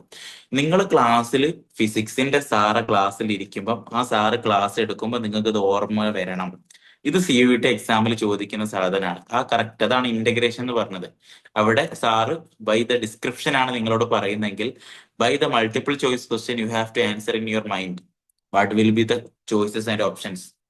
സോ അതാണ് 4 ചോദ്യം തന്നിട്ട് 4 ഓപ്ഷൻ തന്നിട്ട് അതിന്റെ റൈറ്റ് ആൻസർ കണ്ടക്ട് ചെയ്യാനേ നമ്മളോട് പറയുള്ളൂ, കറക്റ്റ് ചെയ്യാനേ അല്ലെങ്കിൽ മാർക്ക് ചെയ്യാനേ നമ്മളോട് പറയുള്ളൂ. അത് നമ്മുടെ മനസ്സിലേക്ക് വരണം. അതിന് നമ്മൾ ഈ ക്ലാസ്സുകൾ കാണുക, കൺസെപ്റ്റുകൾ കാണുക, ഏറ്റവും ഫോർമസ്ലി ആ മോക്ക് ടെസ്റ്റുകൾ ചെയ്യുക. അതേ നമ്മൾ പറയുള്ളൂ, മോക്ക് ടെസ്റ്റുകൾ ചെയ്യുക, അതിന്റെ ഏറ്റവും ബേസിക്കലി അത് ക്ലിയർ ചെയ്യാം. അതിന് നിങ്ങൾ സ്റ്റഡി മെറ്റീരിയലുകൾ വായിക്കുക എന്നുള്ളതാണ്. ബേസിക്കലി നമ്മുടെ ക്ലാസ്സുകൾ കണ്ടാൽ തന്നെ ഒരു ഫൗണ്ടേഷൻ ടെസ്റ്റുകൾ വരും. അതിൽ തന്നെ നമ്മൾ ഒരു 3 year previous year question paper analysis ചെയ്തിട്ടാണ് പറയുന്നത്. അപ്പൊ ആ ഒരു രീതിയിലേക്ക് വരിക. ഇനി ഇതാണ് ബേസിക്കലി എനിക്ക് നിങ്ങളോട് ഫസ്റ്റ് പറയാനുള്ള ഒരു സജഷൻ. ഇനി രണ്ടാമത്തെ ഒരു കാര്യം എന്നുള്ളത്, ഇതുവരെ എക്സാമിന്റെ കറക്റ്റ് പാറ്റേൺ, സിലബസ് കാര്യങ്ങൾ ക്ലിയർ ആവാത്ത ആരെങ്കിലും ഇതിലുണ്ടോ? NCET എക്സാമിനെ കുറിച്ചും CUET എക്സാമിനെ കുറിച്ചും ബേസിക്കലി കറക്റ്റ് അല്ലാത്ത, ക്ലിയർ അല്ലാത്ത ആളുകൾ ഉണ്ടോ ഇതിലാരെങ്കിലും? എങ്കിലും റൈസ് ചെയ്താൽ മതി, ഹാൻഡ് റൈസ് ചെയ്താൽ മതി. ഒന്നുകൂടെ ഇത് ഇന്ന് ശരിയാക്കണം. നമ്മൾ തറക്കല്ല് നമ്മൾ തറ ഇടുമ്പോ ശരിയാക്കാതെ വീട് പണിതിട്ട് എന്തായിരിക്കും? ഓക്കെ, ഹലോ സർ, പറഞ്ഞോളൂ ഭദ്ര, കേൾക്കാവോ? പറഞ്ഞു. ഓക്കെ, പറയാം. ഓക്കെ, കേൾക്കാം. ഓക്കെ, ആയിക്കോട്ടെ. ഞാൻ എന്തായാലും ഒന്ന് ബ്രീഫ് ആയിട്ടൊന്ന് പറഞ്ഞു ഞാൻ പോകാം. എക്കണോമിക്സ് എടുക്കാനാണ് ഉദ്ദേശിക്കുന്നത്. ഓക്കെ, ഭദ്ര വോയിസ് തീരെ എനിക്ക് മാത്രമാണ്, നിങ്ങളൊന്ന് പറയും. വളരെ സ്റ്റക്ക് ഡിഗ്രിക്ക് ആയിട്ടാണല്ലോ വോയിസ് പോകുന്നത്. അപ്പം ഡിഗ്രിക്ക് എന്താ സാർ അതിന്റെ ഒന്നുകൂടി പേപ്പർ എഴുതുമ്പോൾ റിപ്പീറ്റ് ചെയ്യാൻ പറ്റുമോ എക്കണോമിക്സിന്റെ ഒരു ക്വസ്റ്റ്യൻ? പേപ്പർ ഇപ്പൊ കേൾക്കാവോ? ഇപ്പൊ ഒന്നുകൂടി പറയാമോ? എക്കണോമിക്സിന് ഒരു പേപ്പർ എഴുതണമല്ലോ നമ്മള്. അതെ. അപ്പം അത് ഞങ്ങൾക്ക് സ്കൂളില് പഠിക്കാനുള്ള അതുമായിട്ട് ആ കണ്ടന്റുമായിട്ട് ബന്ധപ്പെട്ടത് തന്നെ ആയിരിക്കുമോ? ആ അതെ അതെ, പുറത്തുനിന്ന് അതായിരിക്കും questions oh I am extremely sorry, നിങ്ങളുടെ വോയിസ് പുറത്തുനിന്ന് ഭയങ്കര ക്വസ്റ്റ്യൻസ് വരുമോ? അതായത് ഇപ്പം ക്വസ്റ്റ്യൻസ് പുറത്തുനിന്ന് വരുമോ അതെ എന്നാണ് ഞാൻ അതെ. ചോദിച്ചത്, ആ ടോപ്പിക്കുമായി ഓക്കെ, ബന്ധപ്പെട്ട്. നമ്മളിത് എല്ലാവരും ചോദിക്കുന്നതാണ്. സിലബസ് ഓൾറെഡി എൻഡ് ചെയ്ത് എല്ലാ കോമ്പറ്റീവ് എക്സാംസിന്റെ ഒരു പ്രശ്നമായിട്ടത്. ഓൾറെഡി സിലബസ് എൻഡ് ചെയ്യ ഒരു സാധനം തരും, എന്നിട്ട് അതേ ചോദിക്കുള്ളൂ എന്ന് പറയും. പക്ഷെങ്കിൽ 1-2 ക്വസ്റ്റ്യൻസ് അവർ ഔട്ട് ഓഫ് സിലബസ് ഒക്കെ ചിലപ്പോൾ ചോദിക്കും. നമുക്കത് അവരുടെ സുപ്രീമസിയെ ചോദ്യം ചെയ്യാൻ പറ്റില്ല എന്നുള്ള ഒരു കാര്യമാണ് ഇതിലുള്ളത്. നമ്മൾ ഈവൻതോ നമ്മൾ ക്വസ്റ്റ്യൻ ട്രെൻഡ് അനാലിസിസ് നടത്തിയപ്പോൾ സിലബസിലുള്ളതാണ് ചോദിച്ചത്, പക്ഷെ അത് ഭയങ്കര ഇൻഡയറക്റ്റ് ആയിട്ട് നമ്മൾ ചോദിക്കാൻ പറ്റാത്ത, അതായത് എങ്ങനെയായാലും അവർക്ക് ക്വസ്റ്റ്യൻ ഇടുമ്പം അതിൽ ഏതായാലും ആ ഒരു ക്വസ്റ്റ്യനിങ് ബോർഡിന്റെ സുപ്രീമസിയോ അല്ലെങ്കിൽ ഹെഗിമണിയോ അവർക്ക് തെളിയിക്കാൻ വേണ്ടിയിട്ട് അവർ 2-3 ചോദ്യങ്ങൾ ഔട്ട് ഓഫ് ദി സിലബസോ ആദ്യമായിട്ട് ഇടാറുണ്ട്. അത് അത് ഒഴിവാക്കാം. നമുക്ക് എങ്ങനെയായാലും ഇതിൽ നമുക്ക് അറ്റംപ്റ്റ് ചെയ്യാൻ പറ്റാത്ത ക്വസ്റ്റ്യൻസ് വരും. അത് ആ ഒരു ഏത് എക്സാം ആണെങ്കിലും അതിന്റെ ബോർഡുകൾ ഉണ്ടാക്കുന്നതാണ്. പക്ഷേ അതിന്റെ ഇപ്പം നിങ്ങൾ ചോദിക്കുന്നത് +2 പഠിക്കാണ്. ഞാൻ പറഞ്ഞില്ല, ഇതിന്റെ സിലബസ് കറക്റ്റ് വരുന്നത് CBSEയുടെ +2 ടെക്സ്റ്റ് ബുക്ക് ആണ്, അഥവാ NCERT ടെക്സ്റ്റിന്റെ +2 ടെക്സ്റ്റ് ബുക്ക് ആണ് കറക്റ്റ് വരുന്നത്. അപ്പം നിങ്ങൾ ഇതിപ്പം സ്റ്റേറ്റിന്റെയും CBSEനും വലിയൊരു വ്യത്യാസം വരുന്നില്ല. അപ്പൊ നിങ്ങൾക്ക് എന്ത് ചെയ്യാം, ആ ഒരു കാര്യങ്ങൾ +1 പഠിച്ച കുറച്ച് ഭാഗങ്ങളോട് അതിൽ എക്സ്ട്രാ ആയിട്ട് വരുന്നു, കുറച്ചുകൂടി ഒരു സ്റ്റേറ്റിനെക്കാട്ടും കുറച്ചുകൂടി കുറച്ച് കണ്ടന്റ് റിച്ച് ആവുന്നേ ഉള്ളൂ. അതുകൊണ്ട് തന്നെയാണ് പറഞ്ഞത് നമ്മുടെ ക്ലാസ്സുകൾ കാണുമ്പോൾ നിങ്ങൾ +2 പഠിച്ച അതേ സാധനമായിട്ട് ഇന്റഗ്രേറ്റ് ചെയ്യണം എന്നുള്ളത്. അതായത് നമ്മൾ എക്സാം പോയിന്റ് ഓഫ് വ്യൂ ഇവിടെ ക്ലാസ് എടുക്കുമ്പോൾ നിങ്ങൾ അവിടെ ഡിസ്ക്രിപ്റ്റീവ് ആയിട്ട് കേൾക്കുമ്പോൾ ഇത് രണ്ടും കണക്ട് ചെയ്യാൻ നിങ്ങൾക്ക് പറ്റണം. അതും ഇതും വേറെ എന്നുള്ള നിലക്ക് കാണാതിരുന്നാൽ മതി എന്നുള്ളത് ഒരു ബേസിക് ഇൻഫർമേഷൻ തന്നതാണ്. ഓക്കെ, അപ്പൊ ഞാൻ ഇനി പറയാൻ പോകുന്നത് ക്ലിയർ ആയിരുന്നോ ഭദ്ര? ഓക്കെ ശരി. ഇനി പറയാൻ പോകുന്നത് CUET എക്സാം എഴുതുന്ന ആളുകളോട് നമുക്ക് 5 പേപ്പറാണ് എഴുതാനുള്ളത്. 5 പേപ്പറാണ് എഴുതാനുണ്ടാവുക. അതില് നിങ്ങൾക്ക് ഓരോരുത്തർക്കും നിങ്ങൾ ഉദ്ദേശിച്ച കോളേജുകളും ഡിഗ്രികളും നിങ്ങൾ പറയുമ്പോൾ അതിൽ എഴുതേണ്ട പേപ്പറുകൾ ഏതൊക്കെയാണെന്ന് ഞാൻ ഓരോരുത്തർക്ക് ഷെയർ ചെയ്തിട്ടുണ്ട്. അതിനനുസരിച്ചാണ് അവരുടെ കോഴ്സ് സെറ്റ് ചെയ്തിട്ടുണ്ടാവുക. ഇനിയും കൺഫേം അല്ലാത്തവർ ഇനിയും എൻ്റെ അടുത്തൊന്ന് ചോദിച്ചിട്ട് ക്ലിയർ ആക്കണം. അതിന് ഓരോരുത്തരായിട്ട് ഞാൻ കണക്ട് ചെയ്യും. അവരുടെ ഇനി ലൈവ് ആവശ്യമുണ്ടെങ്കിൽ അത് ലൈവ് കണ്ടക്ട് ചെയ്തിട്ട് പറയും. അപ്പം പറയട്ടെ, CUET 5 പേപ്പറാണ്. ഇതിൽ ആദ്യത്തെ ഒരു പേപ്പർ ലാംഗ്വേജ് നിർബന്ധമായിട്ടും, പിന്നെ 3 പേപ്പർ ഡൊമൈൻസ് സബ്ജക്ട് എന്ന് പറഞ്ഞാൽ നമ്മൾ +2 പഠിക്കുന്ന എല്ലാ വിഷയങ്ങളും അഥവാ മേജർ സബ്ജക്റ്റുകൾ, ലാംഗ്വേജ് അല്ലാത്ത മേജർ സബ്ജക്റ്റുകളൊക്കെ അതിൽ പെടും. പിന്നെ ഒരു ജനറൽ പേപ്പർ, അതായത് ജനറൽ ആപ്റ്റിറ്റ്യൂഡ് എന്ന് പറയും. അതിന്റെ കീഴിലാണ് logical reasoning, current affairs, general knowledge, static GK എന്ന കാര്യങ്ങളൊക്കെ വരുന്നത്. ഇങ്ങനെ 5 പേപ്പറാണ്. ചില യൂണിവേഴ്സിറ്റികൾ ഈ 5 പേപ്പറുകളിൽ 2 ഡൊമെയിൻ എടുത്താൽ മതി, 2 ലാംഗ്വേജ് എടുത്താൽ മതി എന്ന ഓപ്ഷൻ കൊടുക്കും. അപ്പൊ നിങ്ങൾക്ക് 2 +1 നിങ്ങൾക്ക് എന്ത് ചെയ്യാം, ജനറൽ ആപ്റ്റിറ്റ്യൂഡ് എഴുതാം. ആ ഒരു ഓപ്ഷനാണുള്ളത്. ഇനി ഇത് വരുന്നതിൽ ഓരോ പേപ്പറിലും 50 വീതം ചോദ്യങ്ങൾ ഉണ്ടാവും. 50 വീതം ചോദ്യങ്ങൾ ഉണ്ടാവും. അപ്പം ഒരു മണിക്കൂറായിരിക്കും. ചിലപ്പോൾ 45 മിനിറ്റ്സിന്റെ ലിസ്റ്റ് എയിൽ പെട്ടതാണെങ്കിൽ 60 മിനിറ്റ്സും, ലിസ്റ്റ് B ആണെങ്കിൽ 45 മിനിറ്റ്സും, അങ്ങനെ ഒരു വ്യത്യാസം അവിടെ ഉണ്ടാവും. അപ്പൊ നിങ്ങൾക്ക് CUET എക്സാം ഒരൊറ്റ ഷിഫ്റ്റ് ആയിട്ട് 5 പേപ്പറും നടക്കില്ല. അത് 2 ഷിഫ്റ്റ് ആയിട്ടാണ് ഉണ്ടാവുക. ഓക്കെ, ചിലപ്പോൾ 2 ഷിഫ്റ്റ് ആയിട്ട് ഉണ്ടാവും. ഇനി NCERT വരികയാണെങ്കിൽ അവർക്ക് 7 പേപ്പർ എഴുതാനുണ്ട്. 2 ലാംഗ്വേജ്, 3 ഡൊമൈൻസ്, ഒരു ജനറൽ ആപ്റ്റിറ്റ്യൂഡിന്റെ പേപ്പർ, ഒരു ടീച്ചിങ് ആപ്റ്റിറ്റ്യൂഡിന്റെ പേപ്പർ. ഇതിലൊക്കെ ലാംഗ്വേജസിലും 20 ചോദ്യമായിരിക്കും ഓരോ ലാംഗ്വേജസിലും. ടീച്ചിങ് ആപ്റ്റിറ്റ്യൂഡിലും 20 ആയിരിക്കും. പിന്നെ ജനറൽ ആപ്റ്റിറ്റ്യൂഡിലും 3 ഡൊമൈൻസിലായിരിക്കും 25 ചോദ്യങ്ങൾ. അങ്ങനെ മൊത്തം 20, 20, 20, 25, 25, 25 അങ്ങനെ 160 ചോദ്യങ്ങളായിരിക്കും ഉണ്ടാവുക. ഇതാണ് രണ്ടും തമ്മിലുള്ള വ്യത്യാസം. If you are going for CUET and NCERT, you have to study 1 more paper, teaching aptitude for NCERT. NCERTക്ക് നിങ്ങൾ ഒരു പേപ്പറും കൂടെ അധികം പഠിക്കാനുണ്ടാവും. അതിന്റെ പേരാണ് ടീച്ചിങ് ആപ്റ്റിറ്റ്യൂഡ് എന്ന് പറയുന്നത്. കാരണം അത് ടീച്ചർ കൂടെ ആവാൻ പോകുന്നുണ്ട്, ടീച്ചർ ആവാൻ പോകുന്ന ആൾ. അതുകൊണ്ട് നിങ്ങൾക്ക് എഴുതാനുണ്ടാവുക ടീച്ചിങ് ആപ്റ്റിറ്റ്യൂഡ് ആയിരിക്കും. ഇതാണ് വ്യത്യാസം. ഒന്നതിൽ 50 ചോദ്യം ചോദിക്കുന്നുണ്ടെങ്കിൽ ഒന്നിൽ 25 ചോദ്യമാണ് ചോദിക്കുന്നത്. അപ്പം നമ്മൾ കംപ്ലീറ്റ് പാക്കേജ് എടുത്ത ആളുകൾക്ക് നമ്മൾ എന്ത് ചെയ്യും, ഇത് 3 ഡൊമൈൻസിന്റെയും എല്ലാത്തിന്റെയും കോച്ചിങ്ങുകളാണ് പ്രൊവൈഡ് ചെയ്യുന്നത്. അതുപോലെ തന്നെ ജനറൽ ടെസ്റ്റ് എടുത്ത ആളുകളാണെങ്കിൽ അവർക്ക് എന്ത് ചെയ്യാം, ഈ teaching aptitude, general aptitude +1 language അതിന്റെ കോച്ചിങ് ആണ് നൽകുന്നത്. അത് നമ്മൾ നാളെ മുതൽ നിങ്ങൾക്ക് ഇപ്പോൾ ഓൾറെഡി ഞാൻ 2 സിലബസ് ഇൻട്രൊഡക്ഷൻ, ഫസ്റ്റ് നിങ്ങൾക്ക് ലാംഗ്വേജിൻ്റെത് ലാംഗ്വേജിന്റെ സിലബസ് ഇൻട്രൊഡക്ഷൻ ഓൾറെഡി നിങ്ങൾ കവർ ചെയ്തു. ഇനി നമുക്ക് ലാംഗ്വേജിൽ ചോദിക്കുന്ന പ്രീവിയസ് ഇയർ ടോപ്പിക്സ് ഏതൊക്കെ നിങ്ങൾക്ക് അനാലിസിസ് അതിൽ ചെയ്തിട്ടുണ്ടാവും. അത് ഓരോന്നിന്റെയും ക്ലാസ്സുകൾ നൽകും. അപ്പം ആദ്യം റീഡിംഗ് കോമ്പറേഷൻ ആയിരിക്കും തരിക. അത് കഴിഞ്ഞിട്ട് ആ റീഡിംഗ് കോമ്പറേഷന്റെ ആദ്യത്തെ ഒരു ടെസ്റ്റ് ചെയ്യാനുണ്ടാവും. ആ ടെസ്റ്റ് ചെയ്തിട്ട് എല്ലാവരും ഞാൻ ഓരോരുത്തർക്കും മാർക്കുകൾ ഷെയർ ചെയ്യാൻ പറ്റുന്ന ഒരു ഫയൽ നമ്മൾ ഉണ്ടാക്കും. ഓരോരുത്തർക്കും ആദ്യത്തെ സെഷനിൽ കിട്ടിയ മാർക്കുകൾ അവിടെ സ്കോർ ചെയ്യും. എന്നിട്ട് നമ്മൾ ലൈവിൽ വന്നിട്ട് നിങ്ങൾ ഓരോരുത്തരെയും മെന്റർ ചെയ്യുമ്പോൾ അത് പറയുകയാണ് ചെയ്യാം. ഇനി അടുത്ത വിഷയം വരുന്നത് അപ്പോൾ നമ്മൾ ആദ്യം തുടങ്ങുന്ന ലാംഗ്വേജ് ആണ്. ഇനി നമ്മൾ അതിനുശേഷം ലാംഗ്വേജിന്റെ ശേഷം നമ്മൾ എന്ത് ചെയ്യും, ഓരോ ടോപ്പിക്സിലേക്ക് മാറും. അതായത് ലാംഗ്വേജ് കഴിഞ്ഞതിന് ശേഷം ജനറൽ ആപ്റ്റിറ്റ്യൂഡിന്റെ പേപ്പറിലേക്ക് മാറും. അതുപോലെ തന്നെ അടുത്ത വീക്സ് ഡൊമൈൻസിന്റെ പേപ്പറിലേക്ക് മാറും. ഈ രീതിയിലാണ് നമ്മുടെ കോഴ്സ് സെറ്റ് ചെയ്തിരിക്കുന്നത്. അപ്പൊ നിങ്ങൾക്ക് കറക്റ്റ് സമയത്ത് നിങ്ങളോട് പറഞ്ഞിരിക്കുന്ന ക്ലാസ്സുകൾ കാണുക, അതിന്റെ ടെസ്റ്റുകൾ ചെയ്യുക. ഇനി ക്ലാസ്സുകൾ കാണാൻ കഴിയില്ലെങ്കിൽ അതിന്റെ സ്റ്റഡി മെറ്റീരിയൽസ് നിർബന്ധമായിട്ട് റീഡ് ചെയ്യും. ഈ കാര്യങ്ങൾ മൈൻഡിൽ ഉണ്ടാവുക. ബാക്കിയുള്ള കാര്യങ്ങൾ അപ്പം ഗ്രൂപ്പിൽ അപ്ഡേറ്റ് ചെയ്യും, നമ്മുടെ ഗ്രൂപ്പിൽ അപ്ഡേറ്റ് ചെയ്യും. പിന്നെ നിങ്ങൾ ഓരോരുത്തരെയും മെന്റർ ചെയ്യാൻ വേണ്ടിയിട്ട് ഞാൻ പേഴ്സണലായി മെസ്സേജ് അയക്കുമ്പോൾ നിങ്ങൾ നിർബന്ധമായിട്ടും അതിൽ റിപ്ലൈ ചെയ്യുക. ഞാൻ പറഞ്ഞില്ല, കമ്മ്യൂണിക്കേഷൻ ഗ്യാപ്പ് ഒരിക്കലും ഉണ്ടാകരുത്. നമ്മുടെ ഞാൻ മാത്രം അങ്ങോട്ട് ഒരു വൺ വേ കമ്മ്യൂണിക്കേഷൻ എന്നും രാത്രി വന്നിട്ട് സ്കെഡ്യൂൾ അയക്കുകയും പോവുകയും ചെയ്യുന്ന രീതിയിലേക്ക് ബാച്ച് പോയാൽ ഒരുപക്ഷെ അതിന്റെ by the end of the day ഇതിന്റെ ഏറ്റവും യൂട്ടിലിറ്റി എടുക്കേണ്ടവർ നിങ്ങളാണ്. അതുകൊണ്ട് നമ്മൾ അതിന്റെ ഏറ്റവും മാക്സിമം എഫേർട്ട് ഇടും. If the communication is two-way, it will be much powerful. Okay, അതാണ് ബേസിക്കലി പറയാനുള്ളത്. ഇനി ഞാൻ ആപ്പിന്റെ കാര്യങ്ങളൊന്നും ഇവിടെ ഷെയർ ചെയ്യാം. ഇനിയും ആപ്പിൽ ഇപ്പം ഇന്ന് ജോയിൻ ചെയ്ത ആളുകൾക്ക് ചിലപ്പോൾ ആപ്പിന്റെ ആക്സസ് ലഭിച്ചിട്ടുണ്ടാവില്ല. ഒരുപക്ഷെ നാളെ by tomorrow you will be given the access for the all courses you have purchased. And just now I am sharing how you can use the app. ഞാൻ നിങ്ങൾ പറയാൻ പോകുന്നത് നിങ്ങൾക്ക് എങ്ങനെ ആപ്പ് യൂസ് ചെയ്യാം എന്നുള്ള കാര്യമാണ്. ഓക്കെ, ജസ്റ്റ് ഞാനൊന്ന് സ്ക്രീൻ ഒന്ന് ഷെയർ ചെയ്യാം.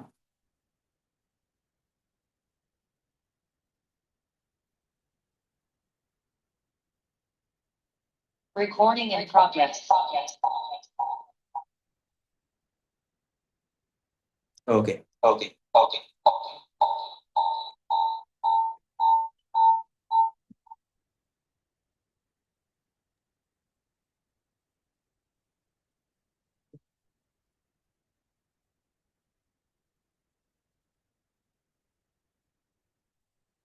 ഇപ്പൊ ഓഡിയബിൾ ആണല്ലോ അല്ലേ?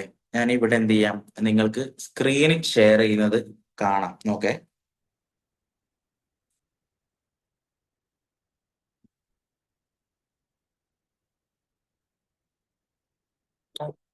സ്ക്രീൻ ഷെയർ ചെയ്യുന്നത് കാണുന്നുണ്ടല്ലോ അല്ലേ?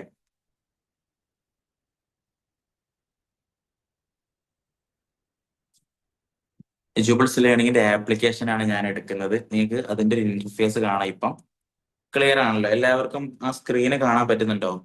ജൂബിൾസ് ലേണിംഗിന്റെ ആപ്ലിക്കേഷന്റെ വോയിസിൽ പറയാമോ? സ്ക്രീൻ ഷെയർ ചെയ്യുന്നത് കാണുന്നുണ്ടോ? കാണുന്നില്ല അല്ലേ? ഓക്കെ,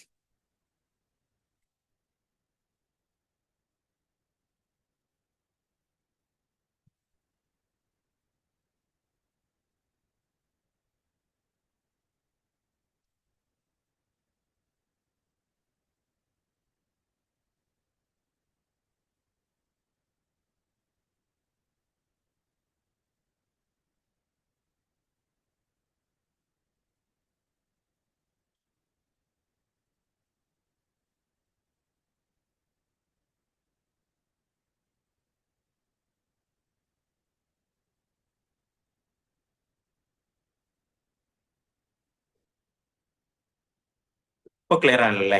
ഇപ്പൊ കാണുന്നുണ്ടല്ലേ? Okay.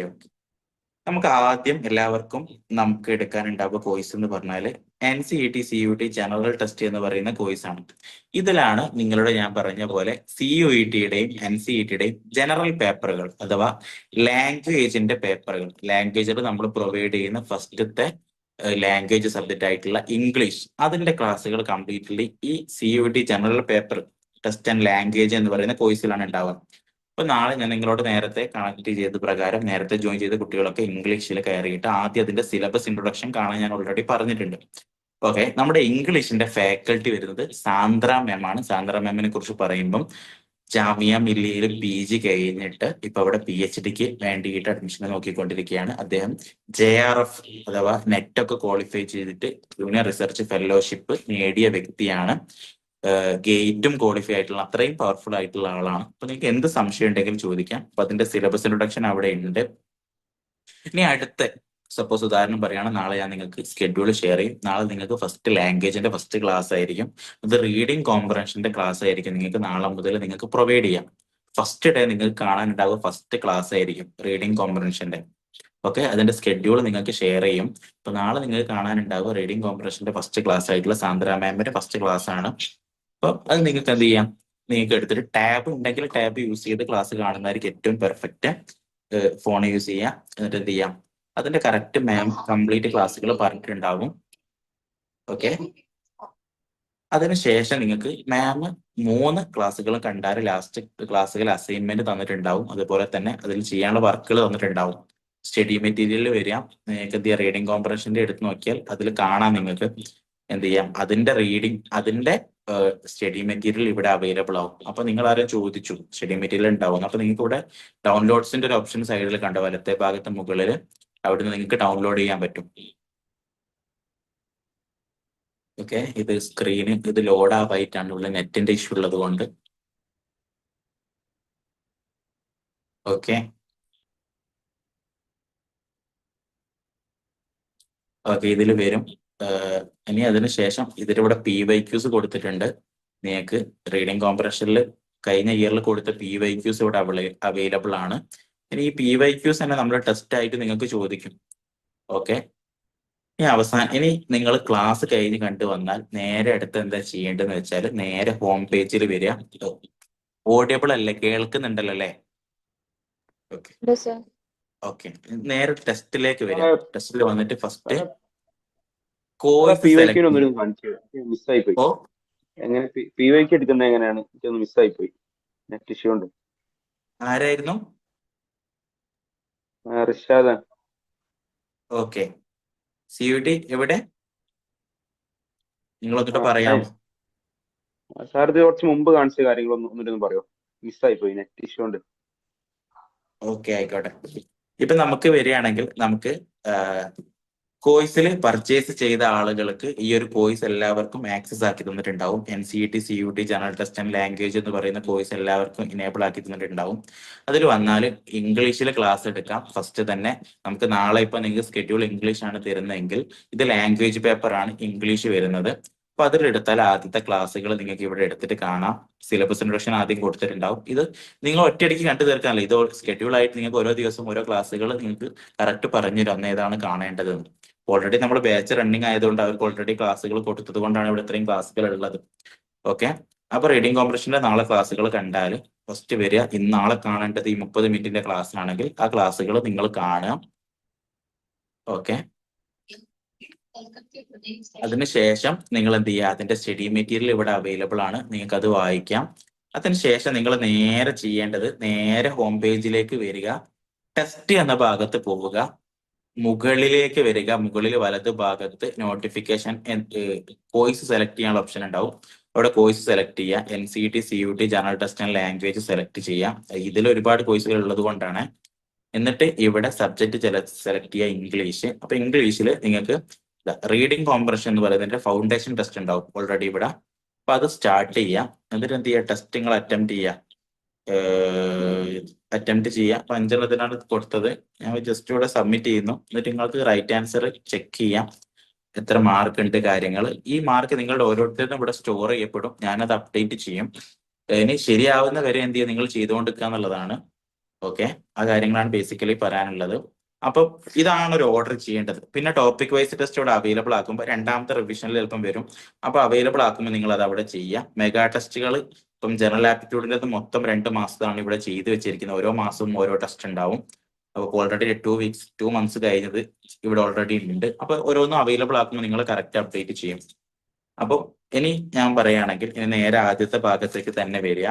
NCET CUT general test ലാംഗ്വേജിൻ്റെത് കഴിഞ്ഞു. ഇനി നെക്സ്റ്റ് വീക്ക് നിങ്ങൾക്ക് ജനറൽ ആപ്റ്റിറ്റ്യൂഡിന്റെ ക്ലാസ്, ജനറൽ പേപ്പറിന്റെ ക്ലാസ്സുകളാണ് വരുന്നതെങ്കിൽ അതിൽ 4 ടോപ്പിക്കാണ് വരുന്നത്. ഞാൻ പറഞ്ഞല്ലോ നേരത്തെ, ഒന്ന് ലോജിക്കൽ റീസണിങ് ആണ് വരിക, പിന്നെ ഒന്ന് ജനറൽ ആപ്റ്റിറ്റ്യൂഡ് ആണ് വരിക, പിന്നെ ഒന്ന് വരിക സ്റ്റാറ്റിക് ജികെ ആണ് വരിക, പിന്നെ ഒന്ന് കറന്റ് അഫേഴ്സ് ആണ് വരിക. ഈ കറന്റ് അഫേഴ്സിന് ക്ലാസ്സുകൾ പൊതുവെ കുറവായിരിക്കും. കാരണം കറന്റ് അഫേഴ്സ് എന്ന് പറഞ്ഞാൽ ഡെയിലി നിങ്ങൾക്ക് വാട്സപ്പ് ഗ്രൂപ്പിൽ ഡെയിലി സ്റ്റഡി മെറ്റീരിയൽ എന്ന് പറഞ്ഞ നോട്ട്സ് ഡെയിലി ഷെയർ ചെയ്യും. അതായിരിക്കും നിങ്ങൾ റീഡ് ചെയ്യേണ്ടി വരിക. ഓക്കെ, അപ്പം ലോജിക്കൽ റീസണിങ്ങിന്റെ ക്ലാസ് റമീസ് സാറാണ് എടുക്കുന്നത്, അലിഗഡിലാണ് ഇപ്പോൾ പഠിച്ചുകൊണ്ടിരിക്കുന്നത്. അപ്പോൾ അദ്ദേഹത്തിന്റെ ക്ലാസ്സുകൾ നിങ്ങൾക്ക് ഓൾറെഡി എന്ത് ചെയ്യാം. ഇപ്പം ഉദാഹരണത്തിന് അനലോജിയുടെ ക്ലാസ് ആണെങ്കിൽ അനലോജി കയറുക. ഇപ്പം ഇന്ന് കാണാൻ പറഞ്ഞിട്ടുണ്ടെങ്കിൽ ആ ക്ലാസ്സുകൾ കാണുക. ഹലോ സ്റ്റുഡൻസ്, കഴിഞ്ഞ ക്ലാസ്സിലൊക്കെ കംപ്ലീറ്റ് ആയിട്ട് പഠിച്ചിട്ടുണ്ടാവുന്ന വിചാരിക്കാറ്. അപ്പം അനലോജിയുടെ ക്ലാസ്സുകൾ അതിലുണ്ടാവും. ലോജിക്കൽ റീസണിങ്ങിൽ ആ ക്ലാസ്സുകൾ കഴിഞ്ഞാൽ എന്ത് ചെയ്യുക, നേരെ അനലോജിയുടെ ടെസ്റ്റ് വന്ന് ചെയ്യാണ് വേണ്ടത്. ഇവിടെ വരിക, ഫൗണ്ടേഷൻ ടെസ്റ്റിൽ വരിക, നമുക്ക് എന്ത് ചെയ്യാം, അത് ചൂസ് ചെയ്യാം, എന്നിട്ട് അനലോജി എടുക്കുക, എന്നിട്ട് അതിന്റെ ടെസ്റ്റുകൾ ചെയ്യാം. ഇനി അടുത്തത് ഞാൻ സ്പീഡിൽ പറഞ്ഞു പോവാണ്. ഇപ്പോൾ ഓൾറെഡി നമ്മളൊരു 1 hour കഴിഞ്ഞു. NCT CET ജനറൽ ടെസ്റ്റിൽ അടുത്ത ജനറൽ ആപ്റ്റിറ്റ്യൂഡ് ആണെങ്കിൽ നിങ്ങൾ നേരെ വരിക. നാളെ HCF ആൻഡ് LCM ആണ് കാണാൻ പറഞ്ഞെങ്കിൽ അതിന്റെ ക്ലാസ്സുകൾ ഓരോ ദിവസം കാണാനുള്ള കറക്റ്റുകൾ ഉണ്ടാവും. അത് ക്ലാസ്സുകൾ കാണുക, നേരെ വരിക, ടെസ്റ്റിൽ വരിക. നമുക്ക് എന്ത് ചെയ്യാം, NCT CET ജനറൽ ടെസ്റ്റ് എടുക്കുക, സബ്ജക്റ്റ് ചൂസ് ചെയ്യാം, general aptitude HCF and LCM test തുടങ്ങുക, ജസ്റ്റ് അല്ലെ അത് സബ്മിറ്റ് ചെയ്യാം. സബ്മിറ്റ് ചെയ്താൽ നിങ്ങൾക്ക് അതിന്റെ ആൻസർ ചെക്ക് ചെയ്യാനുള്ള ഓപ്ഷൻ ഇവിടെ ഉണ്ടാവും. അതിൽ നിങ്ങൾ എക്സ്പ്ലനേഷൻ അടക്കം ഇവിടെ ഉണ്ടാവും. ഓക്കെ, മാത്സിന്റെ ഒക്കെ ആണെങ്കിൽ എക്സ്പ്ലനേഷനും കൂടെ ഉണ്ടാവും. ഓക്കെ, പിന്നെ ഇനി വേറൊരു കാര്യം എന്ന് പറഞ്ഞാൽ ചില വീഡിയോസിന്റെ ഉള്ളിൽ തന്നെ ആ വീഡിയോസിന്റെ ക്വിസ് തന്നെ ചെയ്യാനുണ്ടാവും. ആ ക്വിസ് ചെയ്യുമ്പോൾ ആളുകൾ സംശയം അടിക്കേണ്ട. ഉദാഹരണത്തിന് പറയുകയാണെങ്കിൽ ഇംഗ്ലീഷിൻ്റെത് വന്നാൽ ഇപ്പൊ വോയിസസിലൊക്കെ നോക്കൂ, വോയിസിൽ നോക്കിയാൽ നിങ്ങൾ എടുത്തു നോക്കിയാൽ ഇതാ ഇവിടെ തന്നെ ചിലപ്പോൾ നോട്ട്സ് ചെയ്യാനുണ്ടാവും. ഇനി നിങ്ങൾ ഇവിടെ ഓൾറെഡി വീഡിയോ കഴിഞ്ഞ ഉടനെ ഒരു ക്വിസുകൾ ഉണ്ടാവും ചിലതിന്. അപ്പൊ അത് അന്ന് അറ്റംപ്റ്റ് ചെയ്യാം. ആർക്കെങ്കിലും അതിന്റെ ഡൗട്ട് ഉണ്ടെങ്കിൽ ഞാനൊരു കണക്ട് ചെയ്താൽ മതി ക്വിസ് ചെയ്യുന്നതിൻ്റെതൊക്കെ. അപ്പൊ ടെസ്റ്റുകൾ നേരെ അങ്ങോട്ടേക്ക് വരിക, ടെസ്റ്റുകൾ അവിടുന്ന് ചെയ്യാം ഓരോന്നിൻ്റെതും. ഇനി നിങ്ങൾക്ക് എന്തെങ്കിലും ആ ക്ലാസ്സിൽ മനസ്സിലാവാത്തോ കാര്യങ്ങൾ ഉണ്ടെങ്കിൽ നേരെ ഡയറക്റ്റ് വാട്സപ്പിൽ കണക്ട് ചെയ്യാം. ഇനി ക്ലാസ്സിന്റെ ഓവറോൾ ക്വാളിറ്റി നിങ്ങൾക്ക് ഇവിടെ റേറ്റ് ചെയ്യാം. നിങ്ങൾക്ക് എന്തെങ്കിലും പ്രശ്നം ഉണ്ടെങ്കിൽ അവിടെ സബ്മിറ്റ് ചെയ്യാം. അതൊക്കെ അഡ്മിൻ പാനലിൽ ലഭിക്കും. ആ ക്ലാസ്സിന്റെ സൗണ്ട് കുറവാണെങ്കിൽ എന്തുണ്ടെങ്കിലും. ഓക്കെ, ഇപ്പൊ നമ്മൾ ജനറൽ ടെസ്റ്റിന്റെ കംപ്ലീറ്റ് കാര്യങ്ങൾ പറഞ്ഞു. ഇതിലിപ്പോ logical reasoning, general aptitude, static GK, current affairs, ഇതൊക്കെ ഈ ഒരു കോഴ്സിന്റെ ഉള്ളിലാണ് ഉണ്ടാവുക. ഓക്കെ, അതാണ്. ഇനി രണ്ടാമത്തെ ഞാൻ ഡൊമൈൻസിലേക്ക് പോവാണ്. CUET UG ആളുകളാണെങ്കിൽ അവർക്ക് ഓരോരുത്തർക്കും ഇവിടെ കോഴ്സുകൾ കൊടുത്തിട്ടുണ്ടാവും. CUET UG commerce, CUET UG humanities, CUET UG science. ഇനി BSc BCom NCET-കാരാണെങ്കിൽ അവർക്ക് ഓരോരുത്തർക്കും BSc അവരവരുടെ കോഴ്സുകൾ അവർക്ക് ഇനേബിൾ ചെയ്തിട്ടുണ്ടാവും. അപ്പോൾ BSc BEd എടുക്കുകയാണെങ്കിൽ ഉദാഹരണത്തിന് അതിൽ ഓരോ ക്ലാസ്സുകൾ ഉണ്ടാവും. കെമിസ്ട്രിയുടെ ക്ലാസ്സുകൾ ഉണ്ടാവും. അപ്പോൾ ആദ്യം സിലബസ് ഇൻട്രൊഡക്ഷൻ ഉണ്ടാവും, അത് അപ്ലോഡ് ചെയ്യാനുള്ളതാണ്. സൊല്യൂഷൻസിൽ ഓരോ ക്ലാസ്സുകൾ ഉണ്ടാവും. ഇനി സൊല്യൂഷൻസിൽ അതിന്റെ സ്റ്റഡി മെറ്റീരിയലും അവൈലബിൾ ആയിരിക്കും. അപ്പോൾ സ്റ്റഡി മെറ്റീരിയൽ കറക്റ്റ് കാര്യങ്ങൾ എടുക്കാൻ നിങ്ങൾക്ക് വായിക്കാം, ഓരോ കാര്യങ്ങളും ചെയ്യാം. അത് കഴിഞ്ഞാൽ നേരെ ടെസ്റ്റിലേക്ക് വരിക, ഇവിടെ ചൂസ് ചെയ്യാം. ഇപ്പൊ BSc BEd ചൂസ് ചെയ്യാം.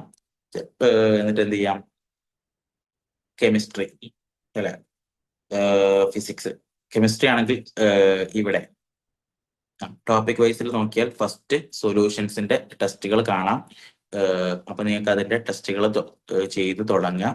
അപ്പോൾ ഒന്നെങ്കിൽ നിങ്ങൾക്ക് ഫൗണ്ടേഷൻ ടെസ്റ്റിൽ ഉണ്ടാവും, അല്ലെങ്കിൽ ടോപ്പിക് വൈസിലായിരിക്കും ഇപ്പൊ കൊടുത്തിട്ടുണ്ടാവും നിലവിൽ. അപ്പൊ ഏതാണോ നിങ്ങളോട് മെന്റർ പറയുന്നത് അത് കറക്റ്റ് ചെയ്യാം. ഓക്കെ, ഇപ്പൊ 2 ചാപ്റ്ററുകളാണ് ഓൾറെഡി ഫസ്റ്റ് ബാച്ചിന് നമുക്ക് എന്തായിട്ടുള്ളത് കവർ ചെയ്തിട്ടുള്ളത്. അപ്പം അത് നിങ്ങൾ കറക്റ്റ് ഫോളോ അപ്പ് ചെയ്യാന്നുള്ളതാണ്. ഓക്കെ, ഇനി അടുത്ത് പറയുകയാണെങ്കിൽ CUET UG-ൻ്റെതുണ്ട്. ഇനി നിങ്ങൾക്ക് CUET UG കൊമേഴ്സിൻ്റെതാണെങ്കിൽ അവരുടേത് ഇതിന്റെ ഉള്ളിൽ കറക്റ്റ് ഉണ്ടാവും, ബിസിനസ്സും അക്കൗണ്ടൻസും എക്കണോമിക്സും. ഇനി BA BEd-ൻ്റെതാണെങ്കിൽ അവരുടെ കോഴ്സിന്റെ ഉള്ളിൽ ഉണ്ടാവും എക്കണോമിക്സ്, പൊളിറ്റിക്സ്, ഹിസ്റ്ററി, സോഷ്യോളജി. ഓരോന്നിന്റെയും ക്ലാസ്സുകൾ ഇതിന്റെ ഉള്ളിൽ ഉണ്ടാവും. അപ്പൊ നിങ്ങൾക്ക് എടുക്കേണ്ട കാര്യങ്ങൾ മാത്രമാണ് ഞാൻ പറഞ്ഞത്. എങ്ങനെ സ്റ്റഡി മെറ്റീരിയൽ എടുക്കാം, എങ്ങനെ ക്ലാസ്സുകൾ കാണാം, എങ്ങനെ ടെസ്റ്റുകൾ ചെയ്യാം എന്നുള്ള കാര്യം ഞാൻ പറഞ്ഞു. ഇനി NCET-കാർക്ക് എക്സ്ട്രാ ആയിട്ട് വരുന്നത് ഒരു ടീച്ചിങ് ആപ്റ്റിറ്റ്യൂഡ് ആണ്. അത് ഇവിടെ കൊടുത്തിട്ടുണ്ട്. ഓക്കെ, അതിന്റെ ക്ലാസ്സുകൾ ഇവിടെ അവൈലബിൾ ആണ്. ഇതിൽ ആക്സസ് ലഭിക്കാത്തത് കൊണ്ടാണ്. അപ്പൊ നിങ്ങൾക്ക് ഓരോരുത്തർക്കും NCET-കാർക്കാണെങ്കിൽ ടീച്ചിങ് ആപ്റ്റിറ്റ്യൂഡ് അടക്കമുള്ള ഓരോ പേപ്പറിന്റെ ആക്സസ് കിട്ടി എന്ന് ഉറപ്പ് വരുത്തുക. ഇനി CUET ആളുകളാണെങ്കിൽ അവർക്ക് എന്ത് ചെയ്യാം, അവരുടെ കോഴ്സുകൾ കംപ്ലീറ്റ്ലി ആക്സസ് ലഭിച്ചു എന്ന് ഉറപ്പുവരുത്താം. നാളെ മുതൽ നിങ്ങൾക്ക് പറയപ്പെടുന്ന സ്കെഡ്യൂൾ അനുസരിച്ച് ക്ലാസ്സുകൾ കണ്ടു തുടങ്ങുക. ഒരു വീക്കിലി നമുക്ക് എന്ത് ചെയ്യാം, പ്രോഗ്രഷൻ ലൈവുകൾ. ഇപ്പൊ എന്തായാലും നിങ്ങൾ ഓൾറെഡി ക്ലാസ്സുകളൊന്നും ഇല്ലാത്തത് കൊണ്ട് ഫ്രീ ആയിരിക്കും. മാക്സിമം നമുക്ക് കവർ ചെയ്തിട്ട് ഒരു 1 വീക്ക് കഴിഞ്ഞിട്ട് നമുക്ക് ഓരോരുത്തരുടെയും പ്രോഗ്രഷന് കാര്യങ്ങൾ നമുക്ക് ടെസ്റ്റ് ചെയ്യണം. ഇതാണ് ബേസിക്കലി എനിക്ക് നിങ്ങളോട് ഷെയർ ചെയ്യാനുള്ള ആദ്യത്തെ ഇൻസ്ട്രക്ഷൻ. അപ്പോൾ പറഞ്ഞതുപോലെ തന്നെ ഡിസിപ്ലിൻ പ്ലസ് കൺസിസ്റ്റൻസി, ഓരോ ദിവസവും കാണേണ്ട ക്ലാസ്സുകൾ അന്ന് കാണുക.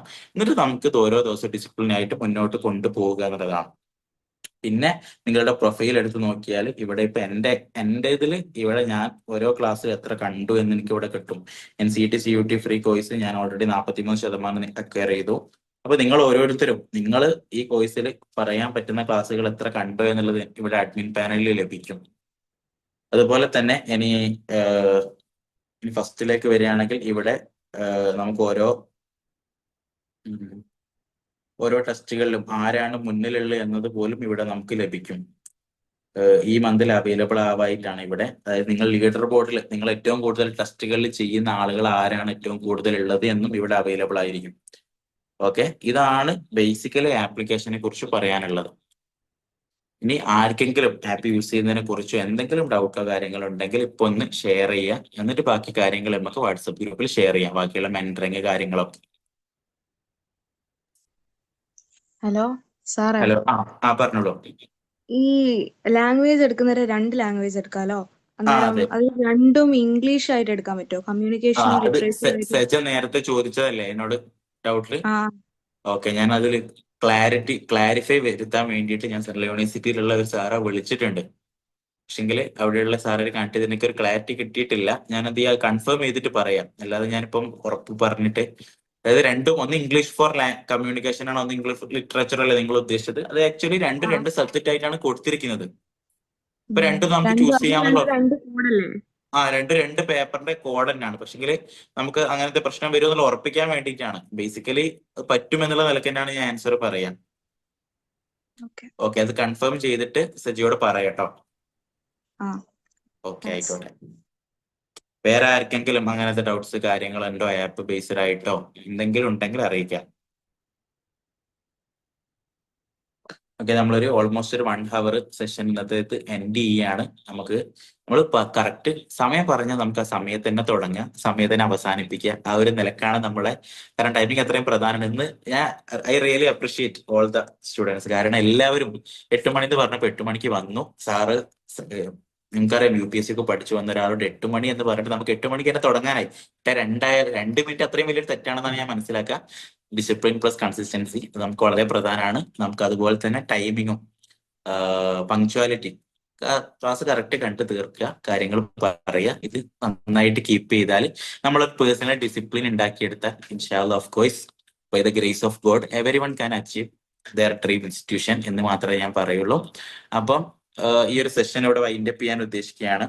അപ്പോൾ ആർക്കെങ്കിലും ഇനി എന്തെങ്കിലും ഡൗട്ടോ കാര്യങ്ങളോ ഉണ്ടെങ്കിൽ നിങ്ങൾ അറിയിക്കാം. അതുപോലെ തന്നെ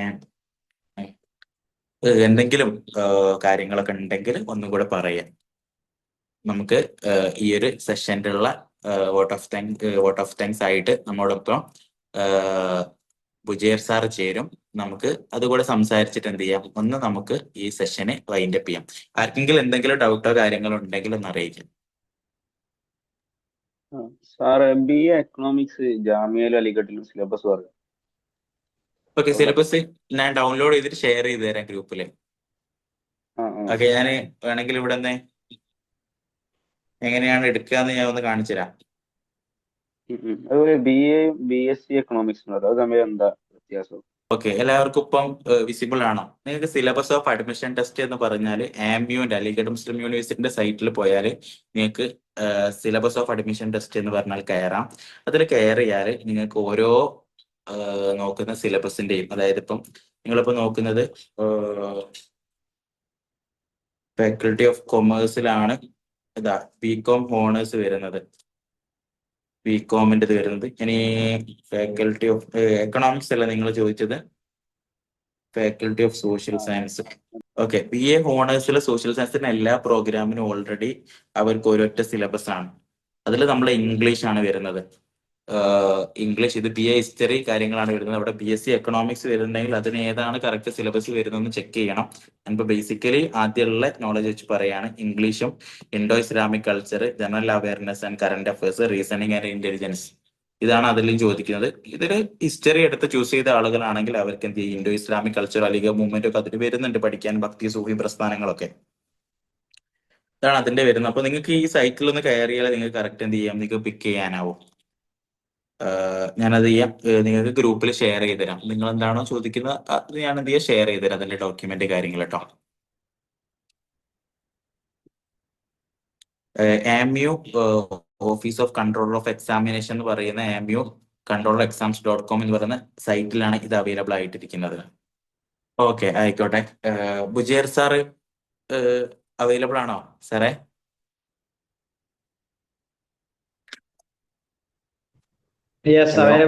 അതെ, ആയിക്കോട്ടെ. നമ്മുടെ സെഷന് വൈൻഡ് അപ്പ് ചെയ്യാണ്.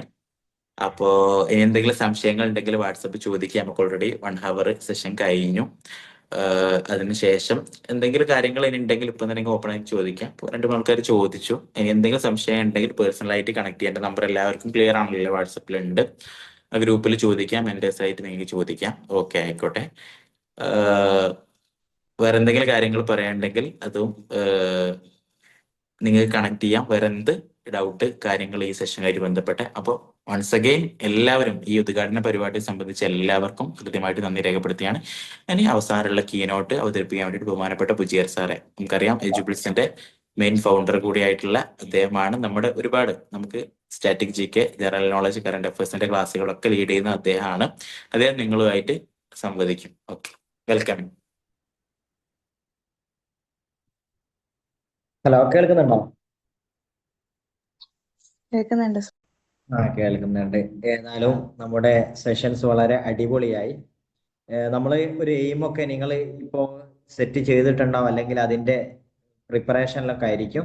പക്ഷെ ഇനിയുള്ള പ്രിപ്പറേഷനെ കുറിച്ചാണ് നിങ്ങൾ ആലോചിക്കേണ്ടത്. നമ്മളൊരു കഥ പറയാറുണ്ട്. നമ്മളൊരു ക്ലോക്ക്, ആ ഒരു ക്ലോക്ക് അതിന്റെ ജീവിതകാലത്ത് എത്ര സെക്കൻഡുകൾ അല്ലെങ്കിൽ എത്ര പ്രാവശ്യം ചലിച്ചു കൊണ്ടിരിക്കുന്നു എന്ന് ആ ക്ലോക്ക് ആലോചിക്കുകയാണെങ്കിൽ ആ ക്ലോക്ക് ബോധം കെട്ടുകയും എന്ന് പറയാറുണ്ട്. എന്നതുപോലെ നമ്മളെ പ്രിപ്പറേഷൻ ഒരുപാട് പഠിക്കാനുണ്ട്. ഇതൊക്കെ എങ്ങനെ പഠിച്ച് ഞാൻ എക്സാം ക്രാക്ക് ചെയ്യും, എങ്ങനെ ഞാൻ വിചാരിച്ച യൂണിവേഴ്സിറ്റിയിലോ സ്ഥാപനങ്ങളോ എത്തിച്ചേരും എന്ന് ആലോചിക്കുന്നതിന് പകരം നിങ്ങൾ എവിടുന്ന് തരുന്ന ഷെഡ്യൂൾ കൃത്യമായിട്ട് ഫോളോ ചെയ്യാം. ആ ചെറിയ ചെറിയ സ്റ്റെപ്പുകൾ നിങ്ങൾ ആലോചിച്ച് പോകുമ്പോൾ മാത്രമേ വലിയ സ്ഥലങ്ങളിലേക്ക്, വലിയ സ്വപ്നങ്ങളിലേക്ക് നമുക്ക് എത്താൻ പറ്റൂ. ഇപ്പോൾ നമുക്ക് കുട്ടികളാണ്, ചിലപ്പോൾ നമുക്ക് ഒരുപാട് ബുദ്ധിമുട്ടുകളും മറ്റുള്ള കാര്യങ്ങളൊക്കെ ഉണ്ടാവും, നമുക്ക് മാനസികമായിട്ടുള്ള മറ്റുള്ള പ്രഷേഴ്സ് ഒക്കെ ഉണ്ടാവും. പക്ഷെ നമ്മൾ ഫോക്കസ് ചെയ്യേണ്ടത് ഈ ചെറിയ ചെറിയ സ്റ്റെപ്പുകൾ മറികടക്കാനാണ്. ആ സ്റ്റെപ്പുകൾ മറികടക്കുമ്പോൾ നിങ്ങൾക്കൊരു കോൺഫിഡൻസ് ബിൽഡ് ചെയ്യാൻ പറ്റും. ആ കോൺഫിഡൻസ് പതിയെ പതിയെ ഗ്രാജുവലി അത് എന്ത് ചെയ്യും, കൂടി വരും. അവസാനം നിങ്ങളുടെ ലക്ഷ്യത്തിലേക്ക് എത്തിച്ചേരും. അപ്പൊ ഞാനിത് പറയുന്നത് നിങ്ങൾ ഇതിനെക്കുറിച്ച് ആലോചിച്ച് ഒരു പ്രഷർ ആവേണ്ട ആവശ്യമില്ല. പതിയെ നമ്മൾ തരുന്ന ഷെഡ്യൂളുകൾ നിങ്ങൾ കംപ്ലീറ്റ് ചെയ്യാൻ ശ്രമിക്കുക.